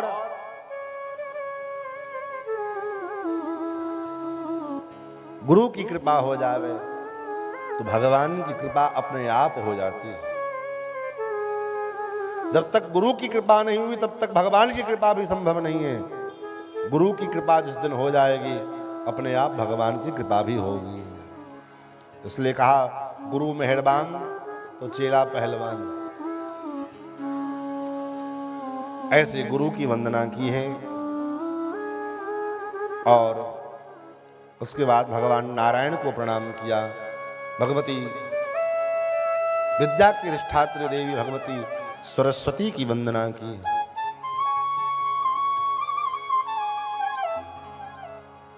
जय जय जय हे वीणा पाणी, जय जय जय हे वीणा पाणी, जय जय जय हे वीणा पाणी, जय जय जय हे वीणा पाणी, जय जय जय हे वीणा पाणी, जय जय जय वीणा पाणी। माँ भगवती शारदा जो विद्या की अधिष्ठात्री हैं उनकी वंदना की। सप्त सुरों की तू महारानी, सप्त सुरों की तू महारानी, वेदों ने भी महिमा न जानी, वेदों ने भी महिमा न जानी। जय जय जय हे वीणा पाणी, जय जय जय हे वीणा पाणी, जय जय जय हे वीणा पाणी, जय जय जय हे वीणा पाणी। आज सुरों की दीप जला दे, आज सुरों की दीप जला दे, आज सुरों की दीप जला दे, आज सुरों की दीप जला दे। रोम रोम संगीत जगा दे, रोम रोम संगीत जगा दे, रोम रोम संगीत जगा दे, रोम रोम संगीत जगा दे। बोलत घूमरू बाज पयलिया, बोलत घूमरू बाज पयलिया, बोलत घूमरू बाज पयलिया, बाज पयलिया, बाज पयलिया, बोलत घूमरू बाज पयलिया, बोलत घूमरू बाज पयलिया। झूम रही है सारी नगरिया, झूम रही नगरिया। जय जय जय हे वीणा पाणी, जय जय जय हे वीणा पाणी, जय जय जय हे वीणा पाणी, जय जय जय हे वीणा पाणी, जय जय जय जय जय जय जय जय जय वीणा।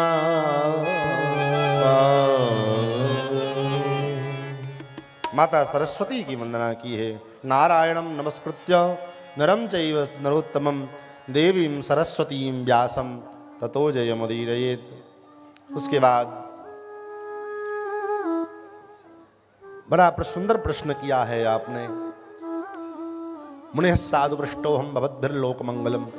आपका जो प्रश्न है ये लोक मंगल के लिए। हे मुनि, अपना कल्याण अपने बारे में हर व्यक्ति अपना कल्याण अपने बारे में सोचता है, लेकिन संत कौन है, साधु कौन है जो पूरे समाज के बारे में सोचे, राष्ट्र के बारे में सोचे कि किस विधि से राष्ट्र का, समाज का कल्याण हो। वो साधु है। महाराज, आपने प्रश्न किया सर्वप्रथम कि मानव का परम कर्तव्य क्या है। जो मनुष्य देहधारी हैं उनका परम कर्तव्य क्या है, वो मनुष्य क्या अपना, उसका क्या कर्तव्य है? केवल खा लेना, अच्छे अच्छे कपड़े पहन लेना, बच्चों को जन्म दे देना, बच्चों का पालन पोषण कर लेना, इतने मात्र हमारा कर्तव्य है? बोलते नहीं। यही काम इतना तो पशु पक्षी भी करता है। खाना, सोना, ये सब काम पशु पक्षी भी कर लेते हैं। तो क्या कर्तव्य है हमारा? बोले हमारा कर्तव्य है मनुष्य में और पशु पर विचार करना चाहिए। मनुष्य कौन है और पशु कौन है? बोले मनुष्य वो है जो धर्म के विषय में जाने। आहार निद्रा भयमैथुनं च सामान्यमेतत् पशुभिर्नराणाम्। आहार, भोजन, हम आप भी भोजन करते हैं, पशु पक्षी भी भोजन करते हैं, अंतर है? हम आप भी भोजन करते हैं, पशु पक्षी भी भोजन करते हैं। आहार, हम भी सोते हैं, पशु पक्षी भी सोते हैं। निद्रा, आहार निद्रा, हमको भी डर लगता है, अपने से बड़े, अपने से ज्यादा ताकतवर व्यक्ति से हम भी डरते हैं, पशु पक्षी भी डरते हैं। आहार निद्रा भय मैथुनं च, हम आप भी संतानोत्पत्ति करते हैं, पशु पक्षी भी करते हैं, और हमसे आपसे ज्यादा बेटर, बहुत बेहतर ढंग से करते हैं।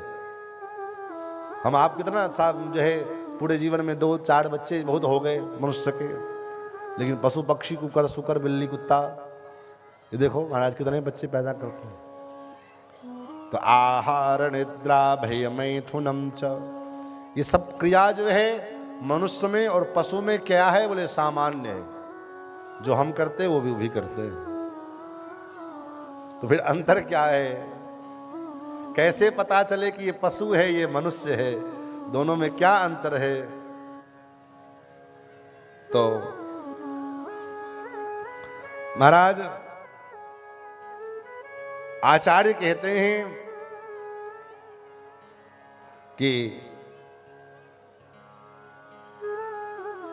आचार्य कहते हैं दोनों में अंतर इतना है, धर्मो हि तेषाम अधिको विशेषः।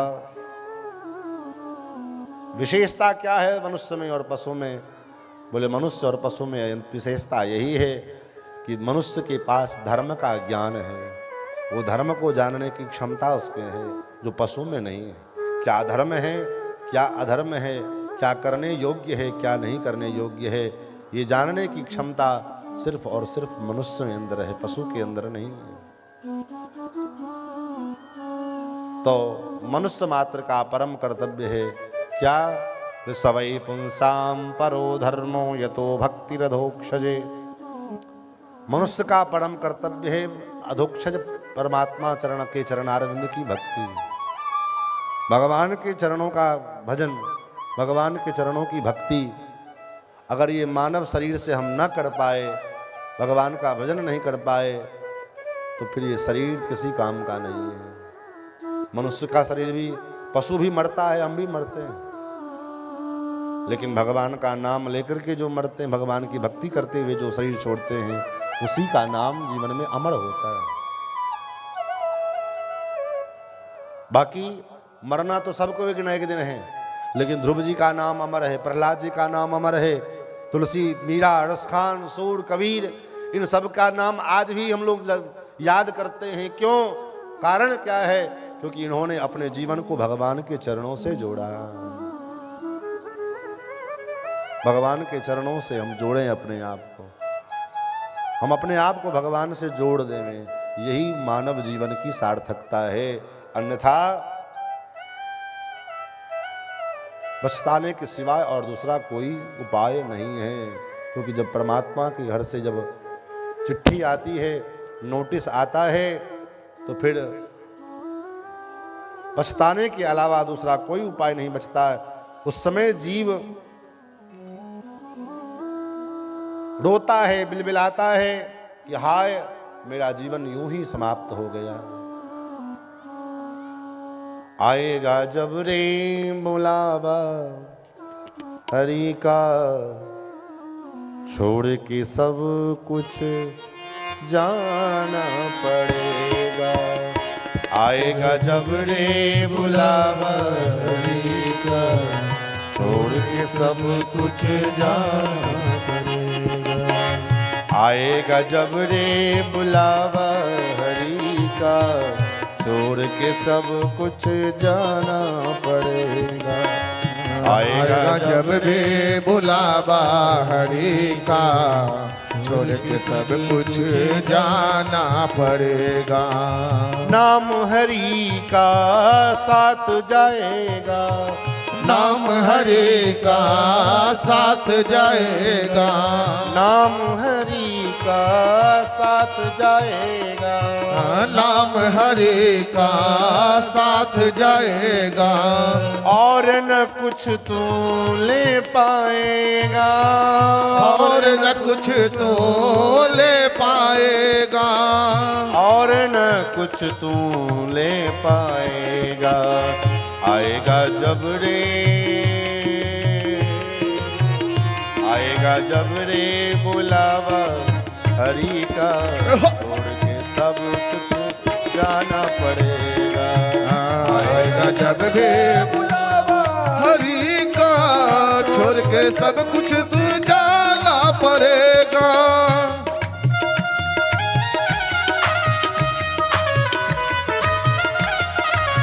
ताली के साथ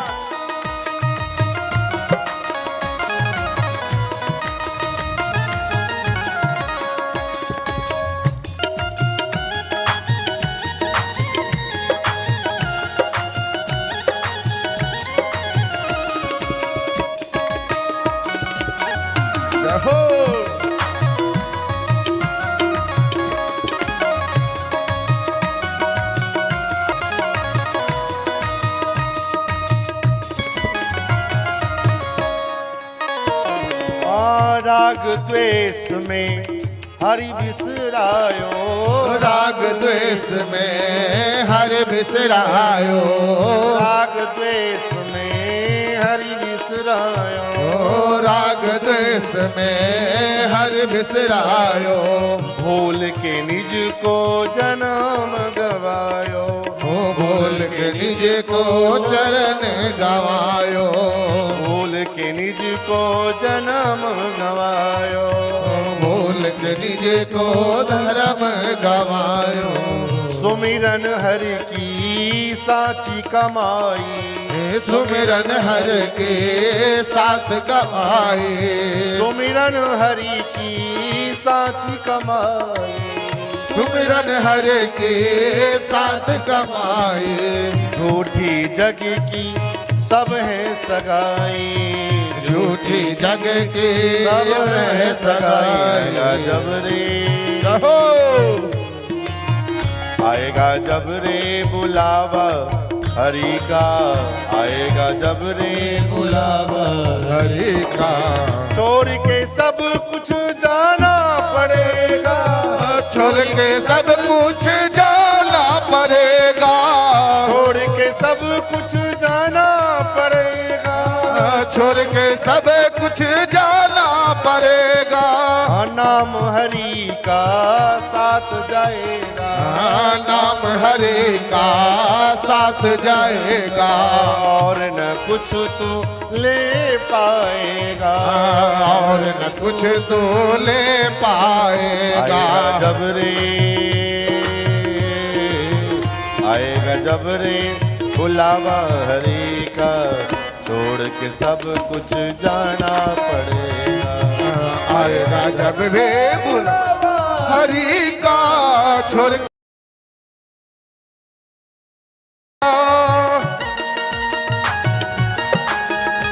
हरि बोल।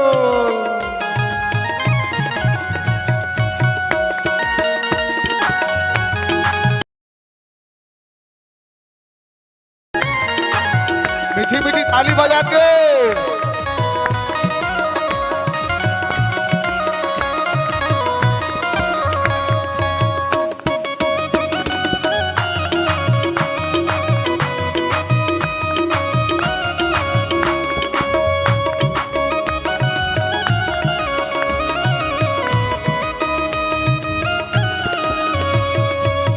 अर्जी कर तो हरि से ऐसी, अर्जी कर तो हर से ऐसी। मंदिर में आप जाओ दर्शन करने के लिए, पूजा करने के लिए, भगवान से ये मत मांगो कि हमारा व्यापार बढ़िया चले, ये भी मत मांगो कि हमारी नौकरी, हमारा तनख्वाह बढ़े, ये भी मत मांगो कि हमारा बेटा दिन दुना रात चौगुना उन्नति करे।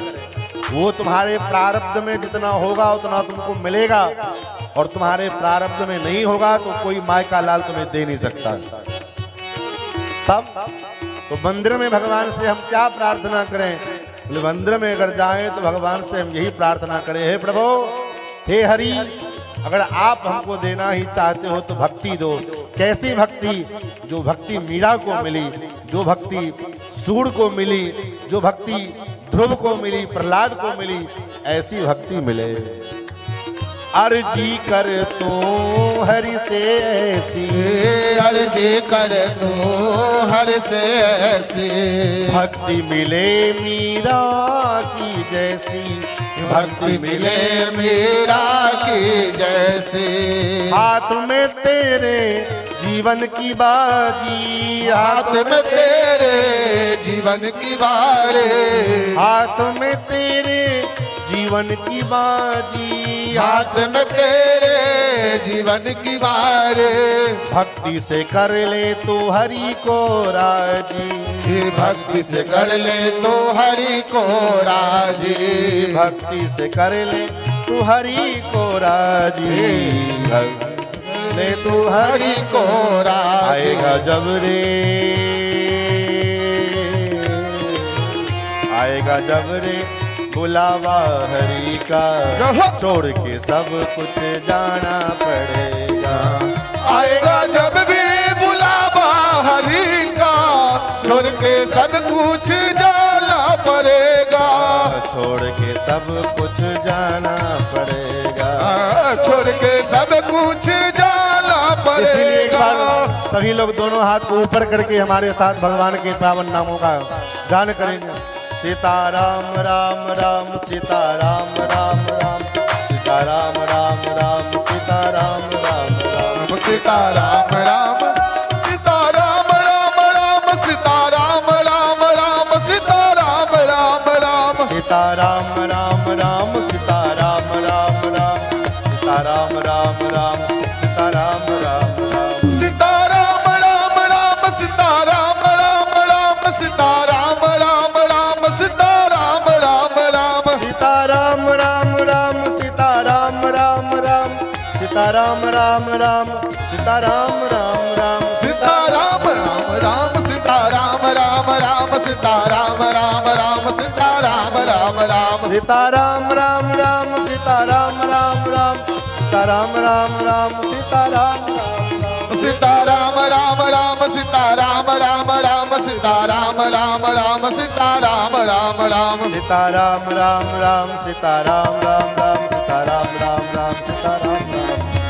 सीताराम राम राम सीताराम राम राम, सीताराम राम राम सीताराम राम राम, सीताराम राम राम सीताराम राम राम, सीताराम राम राम सीताराम राम राम, सीताराम राम राम सीताराम राम राम, सीताराम राम राम सीताराम राम राम, सीताराम राम राम सीताराम राम राम, सीताराम राम राम सीताराम राम राम, सीताराम राम राम सीताराम राम राम, सीताराम राम राम सीताराम राम राम। बोलो बोल भक्त वत्सल भगवान की। तो भगवान का जब बुलावा आवे उससे पहले हम तैयार बैठे ना। और वो तैयारी क्या है? बोले घर मकान दुकान ये आपकी तैयारी नहीं है। तैयारी क्या है? बोले तैयारी है भगवान का अधिक से अधिक हम भजन करें, क्योंकि भक्ति से ही भगवान राजी होते हैं। भगवान राजी किससे होंगे? बोले भक्ति से। हम लोग भगवान को राजी करना चाहते हैं किस चीज से? मालपुआ रबड़ी से, लड्डू केड़ा सेब बेदाना से भगवान को राजी करना चाहते हैं। भगवान इससे थोड़ी राजी है। ये तो एक साधन है, विनियोग है बस। लेकिन राजी किससे परमात्मा होंगे? बोले भक्त्या तुष्यति केवलम नच गुणैः भक्ति प्रियो माधव। भगवान राजी होंगे, ठाकुर हमारा भक्ति से राजी होता है। इसलिए सूत जी महाराज कहते हैं महात्माओं, कुछ करना है मानव मात्र मानव देह धारण करने के बाद तो क्या करना है? बोले केवल और केवल अहेतुक्य प्रतिहताय आत्मा संप्रसीदति। हम भगवान की भक्ति करें। और कैसी भक्ति? बोले अहेतुकी भक्ति। अहेतुकी भक्ति क्यों? भक्ति में व्यापार नहीं। भक्ति में व्यापार क्या है? भक्ति के मार्ग में व्यापार क्या है? हम भगवान को एक लोटा जल चढ़ाए, फूल चढ़ाए, अगरबत्ती चढ़ाए, थोड़ा प्रसाद चढ़ाए, इतना चढ़ाए और उसके बाद आंचल फैला करके भगवान से ये मांगा वो मांगा, ये मिल जाए वो मिल जाए, वैसा मिल जाए वैसा हो जाए। ये क्या है? बोले ये भक्ति में व्यापार है। प्रहलाद जी महाराज कहते हैं, हे प्रभो यस्त आशीष आशास्ते न सभृत्यः सवै वणिक। जो आपकी भक्ति करता है और आपकी भक्ति के बदले आपसे कुछ मांगता है वो आपका भक्त नहीं हो सकता, वो तो बनिया है।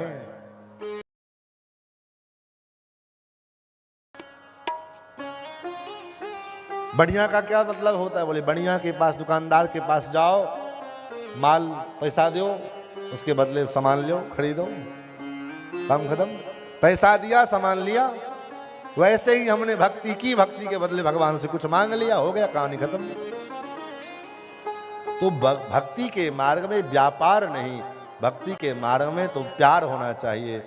व्यापार करना है तो संसार में करो, व्यापार भगवान के पास नहीं चलेगा, व्यापार संसार में चलो। लेकिन हम क्या करते हैं? उल्टा हो जाता है यार। उल्टा क्या हो जाता है?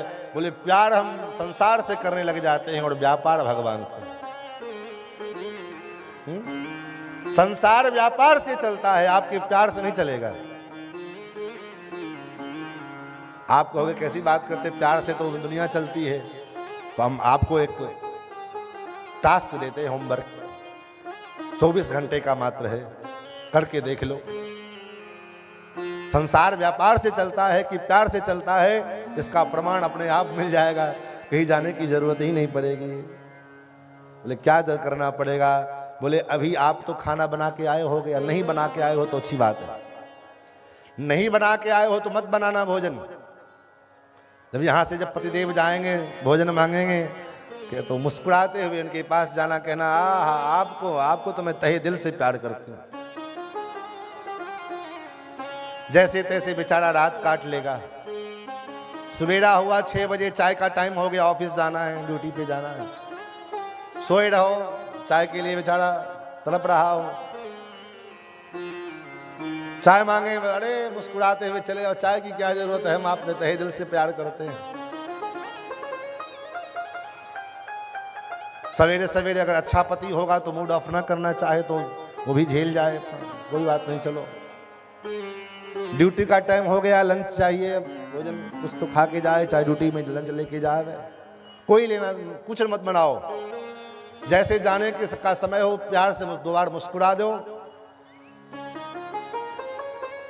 तब भी कहीं वो अच्छा सहनशील होगा तो बर्दाश्त कर लेगा। ड्यूटी से आए, न चाय पूछो न पानी पूछो, मुस्कुराते हुए सामने बगल में बैठ जाओ और प्यार की बातें करने लग जाओ।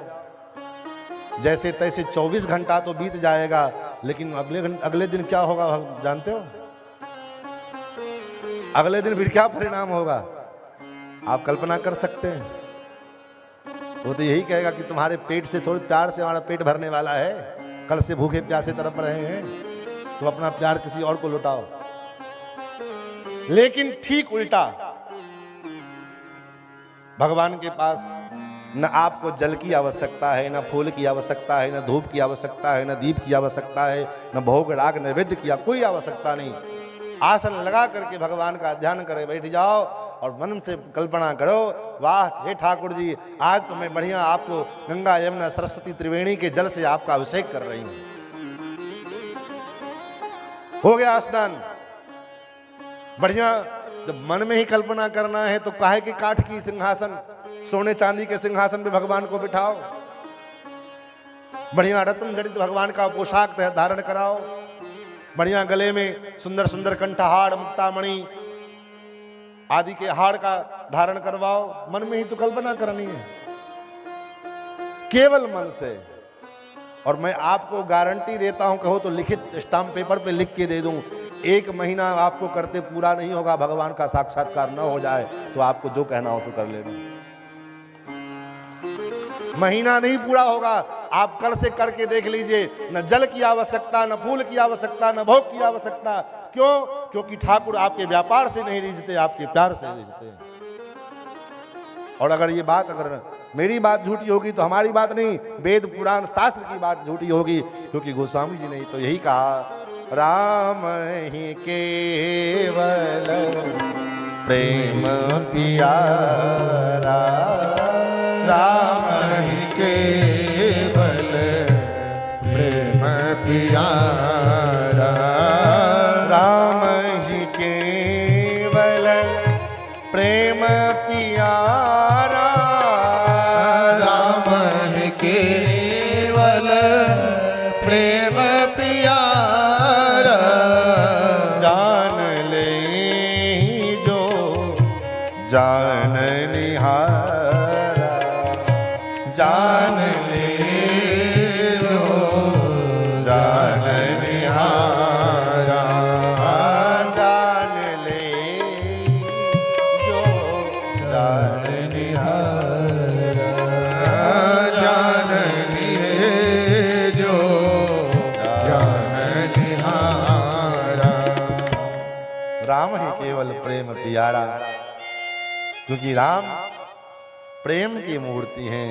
नीत प्रीत परमार्थ स्वार्थ, कौन राम समझान यथार्थ। राम जी से बढ़कर के कोई नीत प्रीत को जानने वाला नहीं है। और प्रेम का सच्चा प्रेमी तो वही है। कौन? बोले हमारा टेढ़ी टांग वाला कन्हैया। प्रीत की रीत कन्हैया जाने, प्रीत की क्या रीत होती है ये तो ठाकुर ही जाने। संसार के लोग प्रेम की मत भाषा क्या जाने। इसलिए संसार व्यापार से चलता है और परमात्मा भगवान प्यार से चलते हैं। तो प्यार करना हो, प्रेम करना हो तो भगवान से हम प्रेम करें। यही मानव शरीर का परम कर्तव्य है। संसार से व्यवहार करो, आप व्यवहार करने, संसार व्यवहार से प्रसन्न होता है। उदाहरण तो आपको दे ही दिए हम, उदाहरण तो आपको दे ही दिए। आप कहो ना दिल से कितना भी किसी को प्यार करें नहीं मानेगा, व्यवहार चाहिए वहां। लेकिन परमात्मा व्यवहार से नहीं प्रेम से प्रसन्न होता है। महाराज वासुदेवे भगवती भक्ति योग प्रयोजितः जनयत्यासु वैराग्यम ज्ञानम च यदहितकम्। उसके बाद आपने कहा दूसरा प्रश्न कि जो परम तत्व क्या है, परम तत्व किसको कहते हैं? तो परम तत्व का मतलब जो सर्वशक्तिमान हो। तो सर्वशक्तिमान कौन है? तो आप जरा अन्वेषण करके देख लीजिए। जिसके शरण में जाने पर जीव की सर्वविध रक्षा होवे वो सर्वशक्तिमान है। तो आप कहेंगे इंद्र सर्वशक्तिमान है, तो इंद्र की भी रक्षा भगवान करते हैं। जब इंद्र के ऊपर खतरा आती है तो इंद्र भगवान की शरण में जाता है। सर्वशक्तिमान अगर कोई है तो वो कौन है? बोले परब्रह्म परमात्मा भगवान श्री हम नारायण श्री हरि। और वासुदेव परा वेदा, वासुदेव परा मखा, वासुदेव परा योगा, वासुदेव परा क्रिया। वही परम तत्व परमात्मा एक होते हुए भी अनेक रूपों में प्रतिभासित होता है। जैसे जैसे एक बिजली, एक करंट जो है, ये करंट जो बिजली है निर्गुण निराकार था, कोई इसको नहीं देख पाता था। लेकिन जब ये निर्गुण निराकार बिजली संयंत्र के द्वारा, मशीन के द्वारा, प्रयोग के द्वारा उसको प्रकट किया गया, तो फिर ये सगुण निर्गुण साकार, सगुण निराकार बिजली, जिसका करंट तो है लेकिन रूप कोई नहीं है। बिजली को छूने पर पता चलता है कि बिजली है, लेकिन बिजली का कोई रूप है नहीं। लेकिन जब वही बिजली खंभे के द्वारा हमारे घर में आई और उस बिजली के द्वारा घर के कनेक्शन किए गए, तो बल्ब जलने लगा, तो बल्ब के रूप में बिजली का आकार दिखाई देने लगा। पंखा चलने लगा तो पंखे के रूप में बिजली का आकार दिखाई देने लगा। फ्रिज चलने लगे तो फ्रिज के रूप में जो है बिजली का आकार दिखाई देने लगा। कूलर चलने लगा तो कूलर के रूप में बिजली का अनुभूति होने लगा। एक ही बिजली अलग अलग रूपों में, पंखे के रूप में बिजली, बल्ब के में, एसी के रूप में, फ्रिज के रूप में, कूलर के रूप में, एक ही बिजली है लेकिन वो अलग अलग रूपों में प्रतिभासित हो रहा है। उसी प्रकार एक ही वो परमात्मा अनेक रूपों में प्रतिभासित होता है। कोई लोग उनको ब्रह्म मानते हैं, जो ज्ञानी लोग हैं ज्ञानियों के लिए वो ब्रह्म हैं, जो योगी लोग हैं वो योगियों के लिए परमात्मा हैं, और हमारे आपके जैसे भक्तों के लिए वो क्या है? बोले भक्तों के लिए वो भगवान है। ब्रह्मेति परमात्मेति भगवान इति शब्दते एकम सद्विप्राह बहुधा वदंती। वेदों ने कहा कि एक ही तत्व को, परमात्मा को, एक ही स्वरूप को ब्राह्मण लोग, विद्वान लोग, ज्ञानी लोग अनेक रूपों में विवेचन करते हैं। तत्वतः वो परमात्मा एक है। एक उदाहरण से तो समझ में आ गई। एक उदाहरण आपको और मैं समझा दूं। एक पिता ने अपने बेटे से कहा कि तुम अगर 10वीं क्लास में, 10th क्लास में फर्स्ट क्लास नंबर से पास कर जाओगे तो तुमको हम सोना देंगे, सोना दिलवाएंगे। ठीक है बेटा जी, तो मेहनत किया, परीक्षा पास कर गया, नंबर बढ़िया आया। पिता से कहा, पिताजी आपने कहा था कि सोना दिलवाओगे। हाँ बेटा चलो। बेटा को लेकर के बाप सोने के दुकान पे गया। दुकानदार से परिचय था ही। दुकानदार से कहा, मेरा बेटा जो लेना जो चाहे उसको दे दो, मैं आता हूं तो बिल बना कर रखना, मैं पेमेंट करूंगा। बेटा अंदर गया, दुकानदार आया सोने की अंगूठी लेकर के, बेटा ये अंगूठी है ले लो। बेटा ने कहा, मुझे ये नहीं चाहिए, मुझे तो सोना चाहिए। फिर दुकानदार को लगा नहीं, इससे कुछ ज्यादा विशेष चाहिए इसको। उसने सोने का चेन, सिकड़ी बना करके जो था वो लेकर के आया। बेटा ये इसको सिकड़ी बोलते हैं, ये ले लो, ये चेन है इसको। बोले मुझे ये भी नहीं चाहिए, मुझे तो सोना चाहिए। तो दुकानदार सोने की कड़ा लेकर के आया। बेटा ये कड़ा है, हाथ में पहनने वाला, धारण करने वाला, ये ले लो। बोले मुझे कड़ा भी नहीं चाहिए, मुझे तो सोना चाहिए। अब विचार करिए, क्या दुकानदार गलत है या वो बच्चा गलत है? दोनों में गलत कौन है? जरा बताइए सोच करके हम कि दोनों में गलत कौन है? दोनों अपनी अपनी जगह पे सही है। कैसे? बच्चा को चाहिए सोना और दुकानदार जो दिखा रहा है वो भी सोना है। बस इतना फर्क ये है कि दुकानदार वस्तु तो सोने की दिखा रहा है, लेकिन उसके नाम अलग अलग हैं, रूप भिन्न भिन्न है। तत्वतः वो सोना ही है। उसी प्रकार वही परमात्मा राम रूप में, कृष्ण रूप में, गोविंद रूप में, विष्णु रूप में, ब्रह्मा के रूप में, शंकर के रूप में, शक्ति के रूप में, इंद्र के रूप में, गणेश के रूप में, अलग अलग वो परमात्मा रूप भिन्न भिन्न है और तत्वतः वो एक है।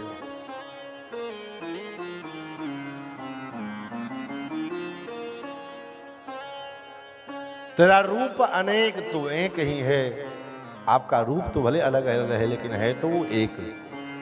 ऐसे परमात्मा, इनके अवतार कितने हैं? बोले अवतार तो बहुत हैं लेकिन मुख्य रूप से भगवान के 24 अवतार हैं। 24 अवतार के नाम बताए, फिर भागवत जी के उद्गम का कारण बतलाया। भगवान का भागवत का उद्गम कैसे हुआ? श्रीमन नारायण, श्रीमन नारायण, नारायण नारायण, श्रीमन नारायण, नारायण नारायण, नारायण नारायण नारायण, श्रीमन नारायण, नारायण नारायण, नारायण नारायण नारायण, बदरिए नारायण, नारायण नारायण, नारायण नारायण नारायण, श्रीमन नारायण, नारायण नारायण, बदरी नारायण, नारायण नारायण, बदरी नारायण, नारायण नारायण।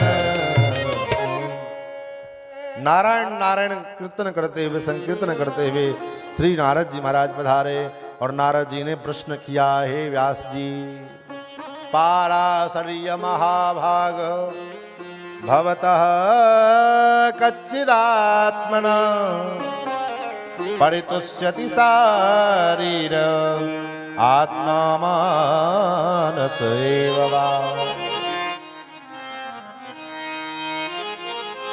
हे पराशर नंदन पाराशर, आप स्वस्थ हो, आप ठीक हो, सकुशल हैं? नारद व्यास जी ने कहा, महाराज सब कुछ तो ठीक है लेकिन पता नहीं क्यों मेरे मन में एक अजीब असंतोष है। किस बात का असंतोष है? बोले पता नहीं, मुझे लगता है कि मैंने कुछ किया ही नहीं, कुछ करना शेष रह गया है, इस बात की मुझे चिंता है। कुछ करना बचा है, इस बात की चिंता इनको लगी है। कितना किया इस बात का बिल्कुल अभिमान नहीं है। आजकल हम और आप 2 कोठली का एक मकान खरीद लेते, बना लेते तो जीवन में अभिमान पा लेते कि ये बनाया, इतना बनाया, एक तो मकान हमने बनाया। क्या किया इस बात का तो हमें अभिमान है, इस बात का ध्यान तो है, क्या बाकी रह गया इसकी चिंता हमें नहीं है। जीवन के 50 वर्ष बीत गए, 60 वर्ष बीत गए, 70 वर्ष बीत गए, लेकिन क्या नहीं हुआ है अभी? क्या करना चाहिए जिससे अब हमारा कल्याण हो जाएगा? क्या किया वो तो किया, जो किया सो किया रह गया। अब किससे क्या करने से हमारा काम बन जाए, इसकी चिंता आज के समय में किसी भी मनुष्य के पास नहीं है। क्या किया इस बात का अभिमान है केवल बस, क्या नहीं किया इसकी चिंता जो है किसी को नहीं होती। व्यास जी ने इतना कुछ किया, 4 वेद के विभाग किए, 6 शास्त्र का विस्तार किया, 1 लाख श्लोक का महाभारत बनाया। 1 लाख श्लोक महाभारत के बनाए, 17 पुराण लिख डाले, किसी में 80,000 श्लोक, किसी में जो है 24,000, किसी में 18,000, किसी में 10,000, किसी में ऐसे करके महाराज 17 पुराण लिखे। लेकिन ब्रह्मसूत्र का प्रणयन किया, लेकिन इन सब कृत्य के ऊपर में नारद जी को तनिक भी अभिमान नहीं है कि मैंने ये सब किया। चिंता किस बात की है कि इतना तो किया लेकिन कुछ न कुछ कमी बाकी है। कुछ ना कुछ अधूरा है करने के लिए, कुछ शेष बचा हुआ है। अब वो शेष क्या है, क्या करना चाहिए, ये कौन बताएगा? कुछ बचा है, लेकिन वो क्या है जिससे हमारा काम बन जाएगा, ये बात कौन कहेगा? ये बात तो कोई ना कोई संत सकता है। कोई नाचने गाने वाला तो बताएगा नहीं, कोई सिनेमा सर्कस दिखाने वाला तो बताएगा नहीं, कोई संत महात्मा बतलाएंगे कि आपके जीवन में क्या कमी रह गई है करने की, जिससे आपका कल्याण हो जाए। क्या करना चाहिए, क्या नहीं करना चाहिए और क्या करना चाहिए, इसका ज्ञान कौन देगा? कोई संत देंगे, कोई महात्मा देंगे। और उन महात्मा के द्वारा बताए गए कर्म को अगर हम करने लग जाएंगे, क्या करने लग जाएंगे? बोले महात्मा कहते हैं आपको, महाराज महात्मा तो कहते भजन करो, करो, होता नहीं है। क्या करें, होता ही नहीं है। सब कुछ होता है लेकिन भजन नहीं होता। बोले होगा, एक बार में नहीं होगा, धीरे धीरे होगा। धीरे धीरे करो, तो धीरे धीरे करने का अभ्यास जब बन जाएगा तो अपने आप फिर ऐसी लगन लग जाएगी कि फिर वो लगन बुझने का नाम नहीं लेंगे। जिसका एक बार भगवान के चरणों में लगन लग जाए फिर वो लगन शांत होता नहीं है। ये विशेषता है भक्ति मार्ग की। एक बार केवल लगने मात्र की देरी है, लगन लगे तो पहले, और वही लग जाए। वो लगाने के लिए क्या करना पड़ेगा? वो लगाने के लिए संतों के संग में जाना पड़ेगा। और जब एक बार लगन लग गई तो फिर महाराज छूटती नहीं है। जिसकी लागी रे लगन भगवान में, जले तूफान में। जिसकी लागी रे लगन भगवान वान में, उसका दिया तो जले तूफान में। जिसकी लागी रे लगन भगवान में, उसका दिया भी जले तूफान में। जिसकी लागी रे लगन भगवान में, उसका दिया भी जले तूफान में। तन का दिया मन की बाती, हरि भजन की बातें, हरि भजन का बेल रे। तन का दिया मन की बाती, हरि भजन का तेल रे। तन का दिया हरि की बातें, हरि भजन का तेल रे। काहे को तू घबराता है, ये तो प्रभु का खेल रे। काहे को तू घबराता है, ये तो प्रभु का खेल रे। जिसकी लागी रे, जिसकी लागी रे लगन भगवान में, उसका दिया रे जले तूफान में। जिसकी लागी रे लगन भगवान, उसका दिया तो जले तूफान की।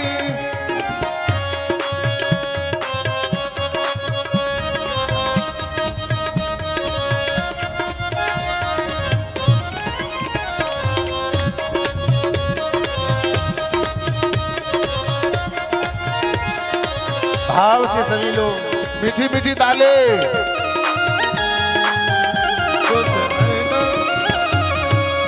सब तिलक सब छीन ले,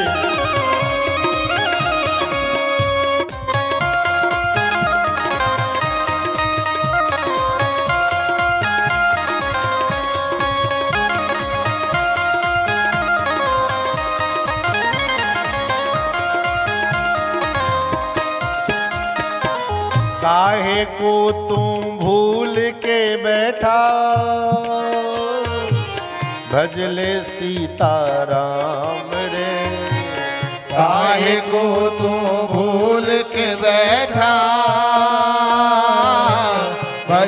सीताराम रे। अपने राम बसा ले पहुँच जाएगा धाम रे। मन में अपने राम बसा ले धाम रे। मन में अपने राम बसा ले पहुँच जाएगा धाम रे। मन में अपने राम बसा ले पहुँच जाएगा धाम रे। इस दुनिया में कौन बनाए सबके बिगड़े काम रे। इस दुनिया में कौन बनाए सबके बिगड़े काम रे। इस दुनिया में कौन ऐसा है जो सबके बिगड़े कामों को बनाने वाला है, सभी अनहोनी को भी होनी कर दे। वो कौन है, उसका क्या नाम है? अनहोनी को होनी कर दे उसका नाम है राम रे। अनहोनी को होनी कर दे उसका नाम है राम रे। जिसकी लागी रे लगन धनुषान में उसका दिया रे जले तो पान में। जिसकी लागी रे लगन भगवान की उसका दिया तो जले तूफान के। जिसकी लागी रे लगन भगवान में उसका दिया रे जले तूफान में। जिसकी लागी रे लगन भगवान की उसका दिया तो जले तूफान के। इसीलिए मैं बारंबार आपसे प्रार्थना करूं, भाव से सभी लोग ताली की सेवा करते हुए 2 बार ठाकुर के नामों का जरूर कीर्तन। और कुछ करो चाहे नहीं, घर में आपको कुछ करने की जरूरत नहीं है। सुबह शाम घर में झाड़ू लगाते रहो, काम करते रहो। सीताराम राम राम सीताराम राम राम सीताराम राम राम सीताराम राम राम सीताराम राम राम सीताराम राम राम सीताराम राम राम सीताराम राम राम। सीताराम हनुमान सीताराम हनुमान सीताराम राम सीताराम हनुमान सीताराम हनुमान सीताराम हनुमान सीताराम हनुमान सीताराम राम राम। सीताराम हनुमान सीताराम हनुमान सीताराम हनुमान सीताराम हनुमान सीताराम हनुमान सीताराम हनुमान सीताराम हनुमान सीताराम हनुमान सीताराम हनुमान सीताराम हनुमान सीताराम हनुमान सीताराम हनुमान सीताराम हनुमान सीताराम हनुमान सीताराम हनुमान सीताराम हनुमान। भगवान ये जो स्वाद है ना, ये ऐसा स्वाद है कि एक बार स्वाद चढ़ जाए तो फिर ये उतरने का नाम नहीं लेता। गोपियों ने कहा ना, उद्धव ये प्रेम की बात है, तुम्हें समझ में नहीं आने वाली है। प्रेम की बात है उद्धव, ये तेरे बस की नहीं है। जो उतरती है चढ़ती है मस्ती, वो हकीकत में मस्ती नहीं है। ये तो प्रेम की बात है उद्धव, बंदगी तेरे बस की। तो ये जो चस्का है, ये चस्का एक बार जब जीवन में लग जावे तो महाराज जल्दी से उतरने वाला नहीं। नारद जी ने समझाया क्या करें। एक तो श्रोता कम वक्त, कलयुग में हमारे संत गोपालाचार्य स्वामी जी महाराज कहते कि जो है आजकल श्रोता कम वक्त हो गए। कम वक्त मतलब जानते हैं? कम वक्त कोई गाली नहीं है, कम वक्त का मतलब होता है कम वक्त, जिसके पास वक्त कम हो। पूजा पाठ में भी व्यक्ति शॉर्टकट अपनाना चाहता है। महाराज थोड़ा ऐसी पूजा करो जल्दी से हो जावे, निपट जावे। हाँ? हम लोगों को तो कई जगह मुसीबत झेलनी पड़ती। महाराज जितना जल्दी से जल्दी पूजा हो निपटा दो। तो पंडित जी को क्या लगता है? तो वैसे ही हर चीज में हम शॉर्टकट अपनाना चाहते हैं। कथा में भी शॉर्टकट, कथा भी सुन लें और प्रमाद भी ना होवे। हम लोगों का तो अभ्यास है 4 घंटे कथा लगातार बोलते रह जाएं और न उसमें कोई भजन गाना पड़े, न कोई कीर्तन होवे और कथा सुनकर सोता चुपचाप कथा सुनता रहे।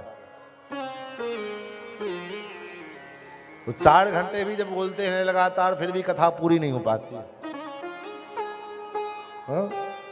4 घंटे कथा आपके यहाँ होती थी और कोई भजन नहीं, मुश्किल से 1 से 2 भजन हुआ तो हुआ, नहीं हुआ तो नहीं हुआ, तब भी कथा पूरी नहीं हो पाती है। क्या करें? तो यहाँ तो महाराज कथा भजन भी सुनाना है, कथा भी सुनानी है और सही में भजन हमको गाना आता ही नहीं है, ये तो बस जबरदस्ती मुँह फाड़ लेते। हाँ? तो कुछ सूचना हमारे पास आई है कि कुछ जो है सूचना हमारे कमेटी के लोगों को देनी है आप लोगों को, तो हम निवेदन करेंगे जो सूचना जो देनी है वो अपना माइक लें और बोलें, उसके बाद कथा आगे चर्चा हम करेंगे।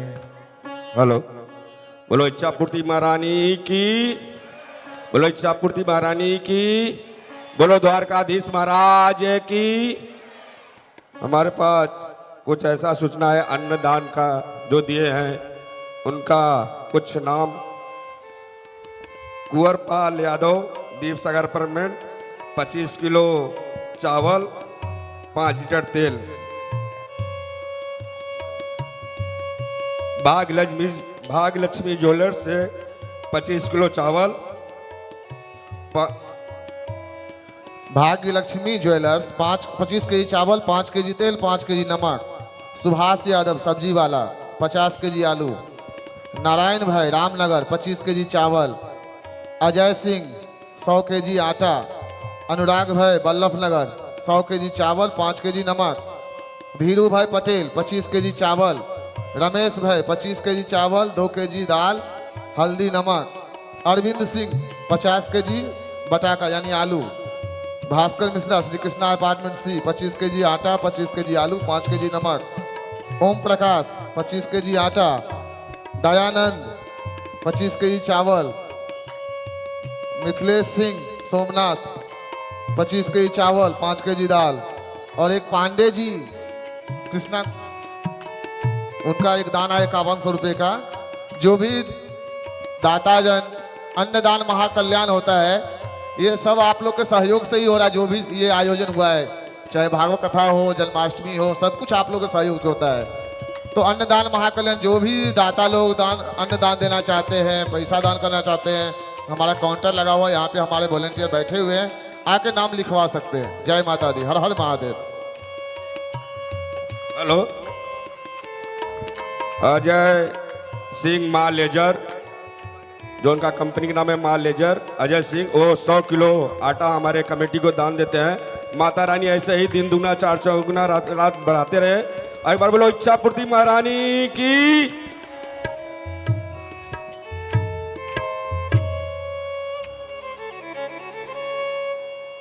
श्री सीता रामचंद्र भगवान की जय। महाराज नारद जी ने व्यास जी को चतुश्लोकी भागवत का उपदेश किया और निवेदन किया कि आप भागवत का विस्तार करिए। व्यास जी ने हाथ खड़े कर दिए, महाराज अब मैं बूढ़ा हो गया हूं, अब मैं क्या भागवत लिखूंगा। फिर तो नारद जी ने संत की कृपा की महिमा गाई। नारद जी अपना ही उपाख्यान सुनाते हुए कहते हैं कि देखो व्यास जी, मैं पूर्व जन्म में दासी का पुत्र था, लेकिन संत की कृपा हुई तो दासी का पुत्र ब्रह्मा का पुत्र बनकर के पैदा हुआ है। तो जब संत की कृपा से दासी पुत्र ब्रह्म पुत्र हो सकता है, तो आप संत की कृपा से भागवत क्यों नहीं लिख सकते हो? अवश्य लिखो। और जब इस प्रकार देखो, कोई भी काम हम करते हैं, उस काम के पीछे अच्छा अगर मोटिवेशनल हो, मोटिवेट करने वाला व्यक्ति हो, तो काम निश्चित रूप से सफलता को प्राप्त होती है।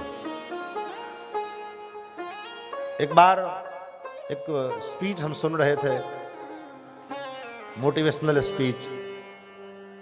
उसमें एक बात बड़ी सुंदर आई कि एक 6 साल का बच्चा और एक 9 साल का बच्चा निर्जन खेत में कहीं खेल रहा था, और खेलते खेलते जो 9 साल का बच्चा जो बड़ा था, कदकाठी में भी बड़ा, उम्र में भी बड़ा, वो कुएं में गिर गया।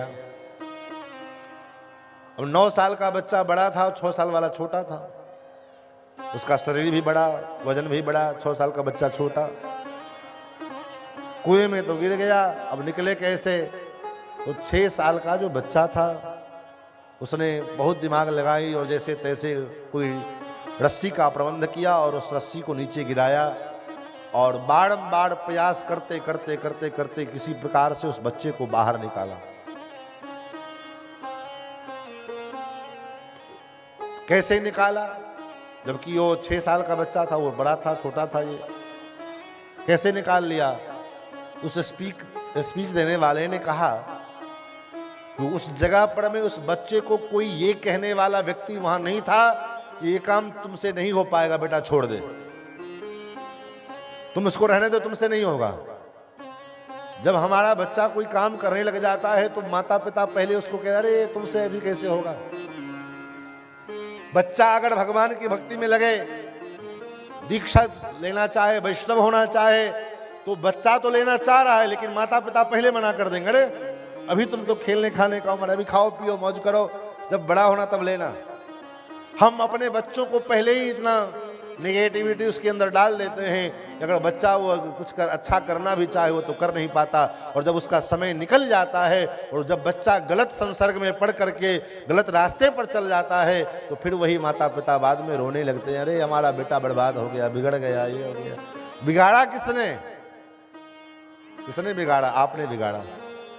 जिस दिन वो बच्चा सुनने लायक था, कुछ करने लायक था, कुछ अच्छा करना चाहता था, तो आपने ही उसको रोका कि तुमसे नहीं होगा, तुमसे नहीं होगा। महाराज, आपके बच्चे को साधु बनाने के लिए, भद्र बनाने के लिए, जेंटलमैन बनाने के लिए बहुत मेहनत करी। बाकी तो नशेड़ी, शराबी, जुआड़ी तो तुरंत हो जाएगा। उसके लिए आपको कोई ज़रूरत नहीं है, आपको कोई परिश्रम करने की ज़रूरत नहीं है, उसके लिए जमाना ही काफ़ी है। आप चाहते हो कि आपका बच्चा संस्कारवान हो, हमारी सेवा करे, हमारी आज्ञा का पालन करे, इसके लिए आपको शुरू से अभ्यास डालना पड़ेगा, बचपन से उसके अंदर वो संस्कार डालने पड़ेंगे, प्रेरित करना पड़ेगा। बार बार उसको अच्छी चीज़ें, अच्छी कथाएं सुनाओ, अच्छी कहानियां सुनाओ, और केवल उसको बस अपना पिंड छुड़ाने के लिए, चलो बच्चा रो रहा है तो क्या करें, अपना पिंड छुड़ाने के लिए थमा दिया मोबाइल, दे दिया हाथ में मोबाइल, और बच्चा वो मोबाइल में पता नहीं क्या क्या उटपटांग देख रहा है, क्या क्या सीख रहा है। जो सीखेगा, जो देखेगा सो करेगा। उसमें बच्चे की क्या गलती है?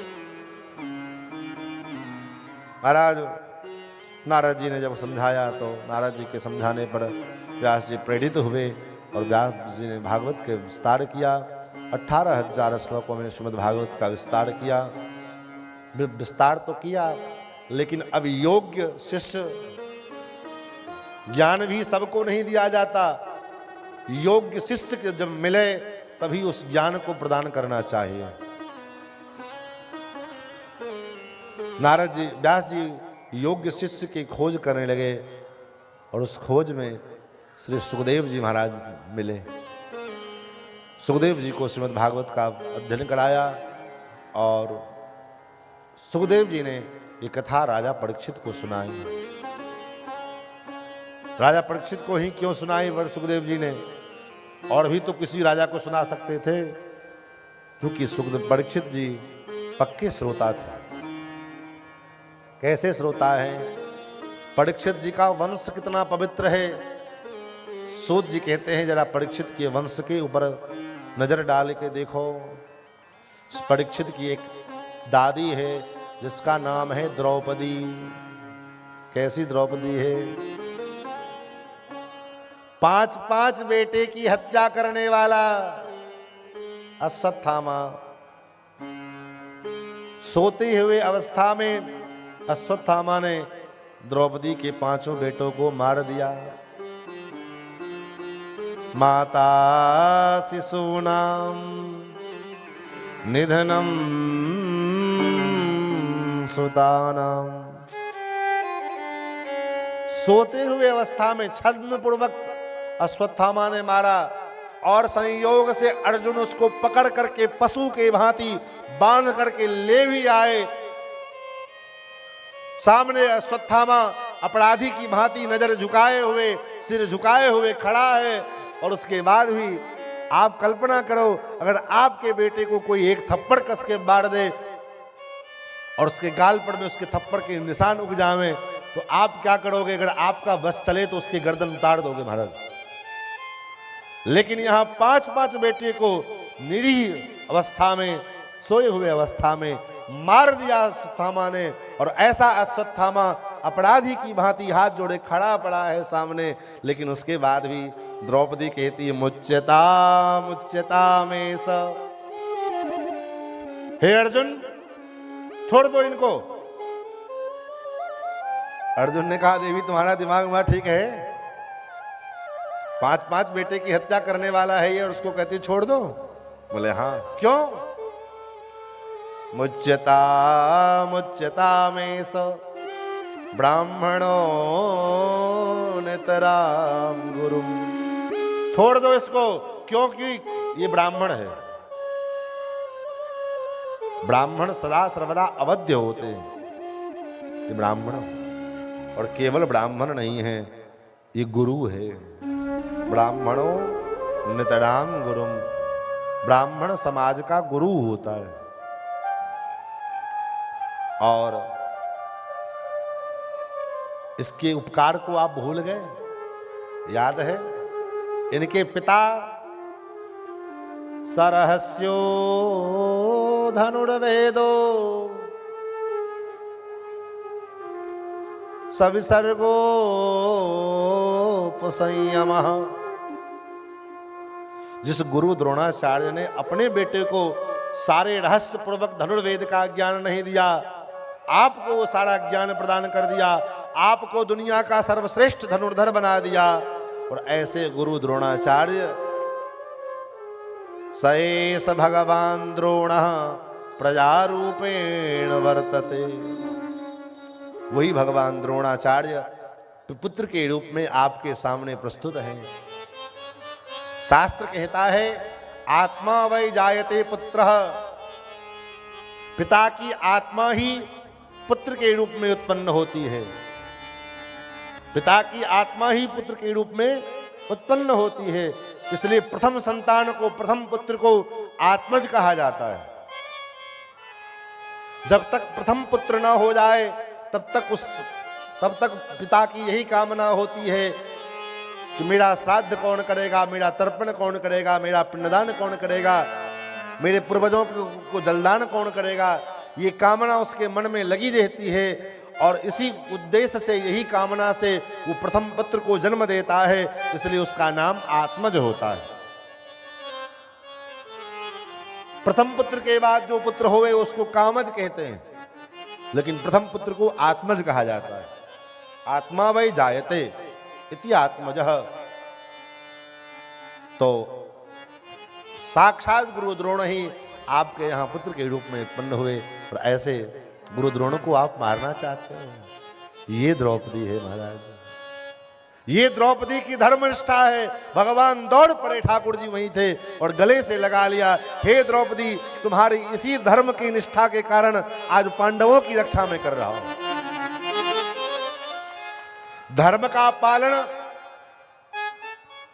आ जाए, धन चला जाए, संपत्ति, राम जैसा पुत्र चला गया हाथ से, राम जैसे बेटे को जाने दिया दशरथ जी ने हाथ से, लेकिन अपने धर्म को नहीं जाने दिया। क्यों? क्योंकि धर्म था तभी तो राम जी आए थे। चक्कर में सबसे पहले अगर हम किसी चीज का त्याग करते हैं तो धर्म का त्याग कर देते हैं। आज गुरु गोविंद सिंह जहां होंगे उनकी आत्मा रोती नहीं होगी? जिस चोटी को रखाने के लिए, जिस चोटी को की रक्षा के लिए उन्होंने अपने 2-2 पुत्र को बलिदान में दे दिया, जिंदा चुनवा दिया दीवाल में उनके 2-2 बेटों को कि अपनी चोटी कटा लो, नहीं तो तुम्हारे बेटे को जिंदा दीवाल में चुन देंगे। गोविंद सिंह जी ने कहा चुनवा दो, बेटा का मर जाना कबूल है, लेकिन चोटी नहीं कटवाने दिया आपने। लेकिन आज हम फैशन के मारे सिखा कटवा करके चले जाते हैं। हाँ? ये बेशर्मी हमारी, और कहते हैं हम धर्मात्मा हैं। ऐसे धर्मात्माओं को तो में डूब करके मर जाना चाहिए, अपने आप को धर्मात्मा कहने से पहले। क्यों? क्योंकि लाज तो आती नहीं। हम अपने आप को धर्मात्मा, हमको ऐसे सर्टिफिकेट दे देते, बांटते फिरते धर्मात्मा का। ये बड़े धर्मात्मा है। धर्मात्मा का सर्टिफिकेट यूं ही नहीं मिल जाता है। धर्मात्मा का सर्टिफिकेट लेने के लिए बहुत जाग करनी पड़ती है, तब जाके कोई धर्मात्मा बनता है।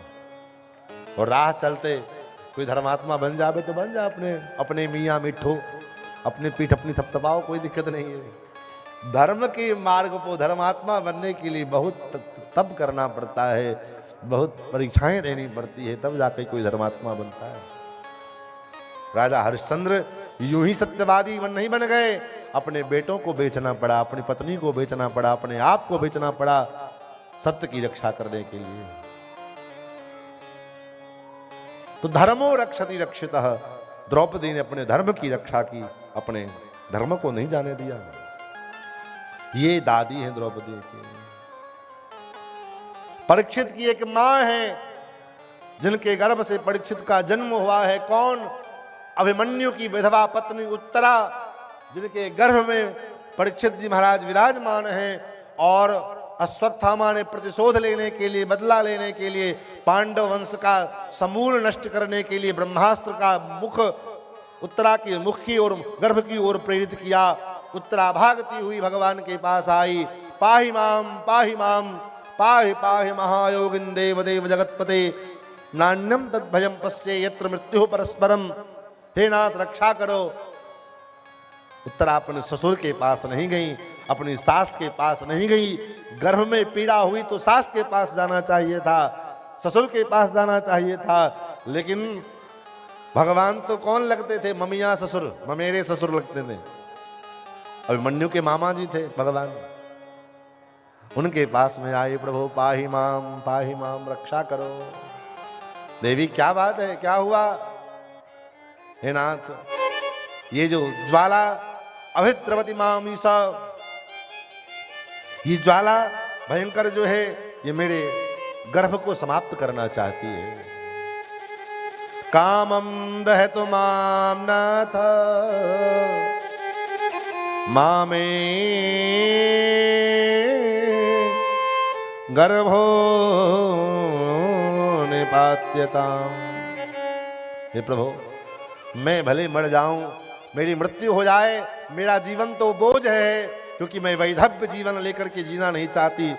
लेकिन हे नाथ, ये बाण, ये ज्वाला मेरा भले नाश कर दे, नष्ट हो जाऊं मैं, लेकिन मेरी गर्भ की रक्षा करो। माँ में गर्भो निपात्यता।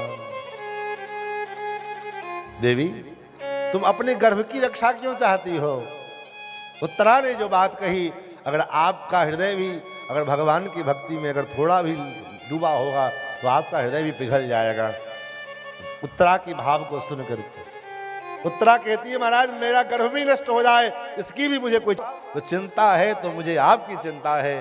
क्या चिंता है? जाएगी लाज तुम्हारी, मेरो कहा बिगड़ेगो। हे नाथ, मेरा क्या जाएगा? जाएगी तो आपकी जाएगी। क्या जाएगी? हमारे आपकी लाज चली जाएगी। लोग यही कहेंगे, जिस वंश की रक्षा करने वाला अखिल हो कोटि ब्रह्मांड नायक, कर्तुम अकर्तुम मंडधा कर्तुम समर्थ प्रभुरीश्वर, जो सब कुछ करने में समर्थ परमात्मा, और उनके भक्ति करने के बावजूद भी पांडवों का वंश समाप्त हो गया, ये कलंक आपके जीवन में आ जाएगा। और मैं नहीं चाहता, ये भावना, आपके जीवन में आपके ऊपर कोई कलंक लगे, ये इसकी चिंता मुझे है, मुझे अपनी चिंता नहीं है। लोग आपको कलंकित करेंगे, ऐसे भगवान की क्या भक्ति करेंगे जिनकी भक्ति करने वाला पांडव उसका वंश नाश हो गया, तो ऐसे भगवान की क्या भक्ति हम करेंगे। भगवान के नेत्र सजल हो गए, बाहरी उत्तरा। अपने दुख की चिंता नहीं है, अपने कष्ट की चिंता नहीं है, चिंता है तो हमारे वीरद्वावली की, हमारी प्रतिष्ठा की, हमारी लाज की चिंता है। ऐसे उत्तरा जिनके गर्भ में भगवान प्रवेश किए, और धन्य है उत्तरा जिनके गर्भ में भगवान प्रवेश किए हैं, और गर्भ में जाकर के भगवान ने परीक्षित की रक्षा की। भगवान जब द्वारका के लिए चलने लगे, हस्तिनापुर से द्वारका की ओर प्रस्थान करने लगे, उसी समय कुंती बुआ आई, और कुंती बुआ ने स्तुति किया है, हे नाथ, कृष्णाय वासुदेवाय देवकी नंदनाय च नंद गोप कुमाराय गोविंदाय नमो नमः। हे कृष्ण, हे वासुदेव, हे देवकी नंदन, हे नंदनंदन, हे नंदगोप के कुमार, आपके चरणों में बारंबार प्रणाम है, मैं आपको प्रणाम करती हूँ। भगवान ने कहा, बुआ जी ये उल्टी गंगा क्यों बहा रही हो?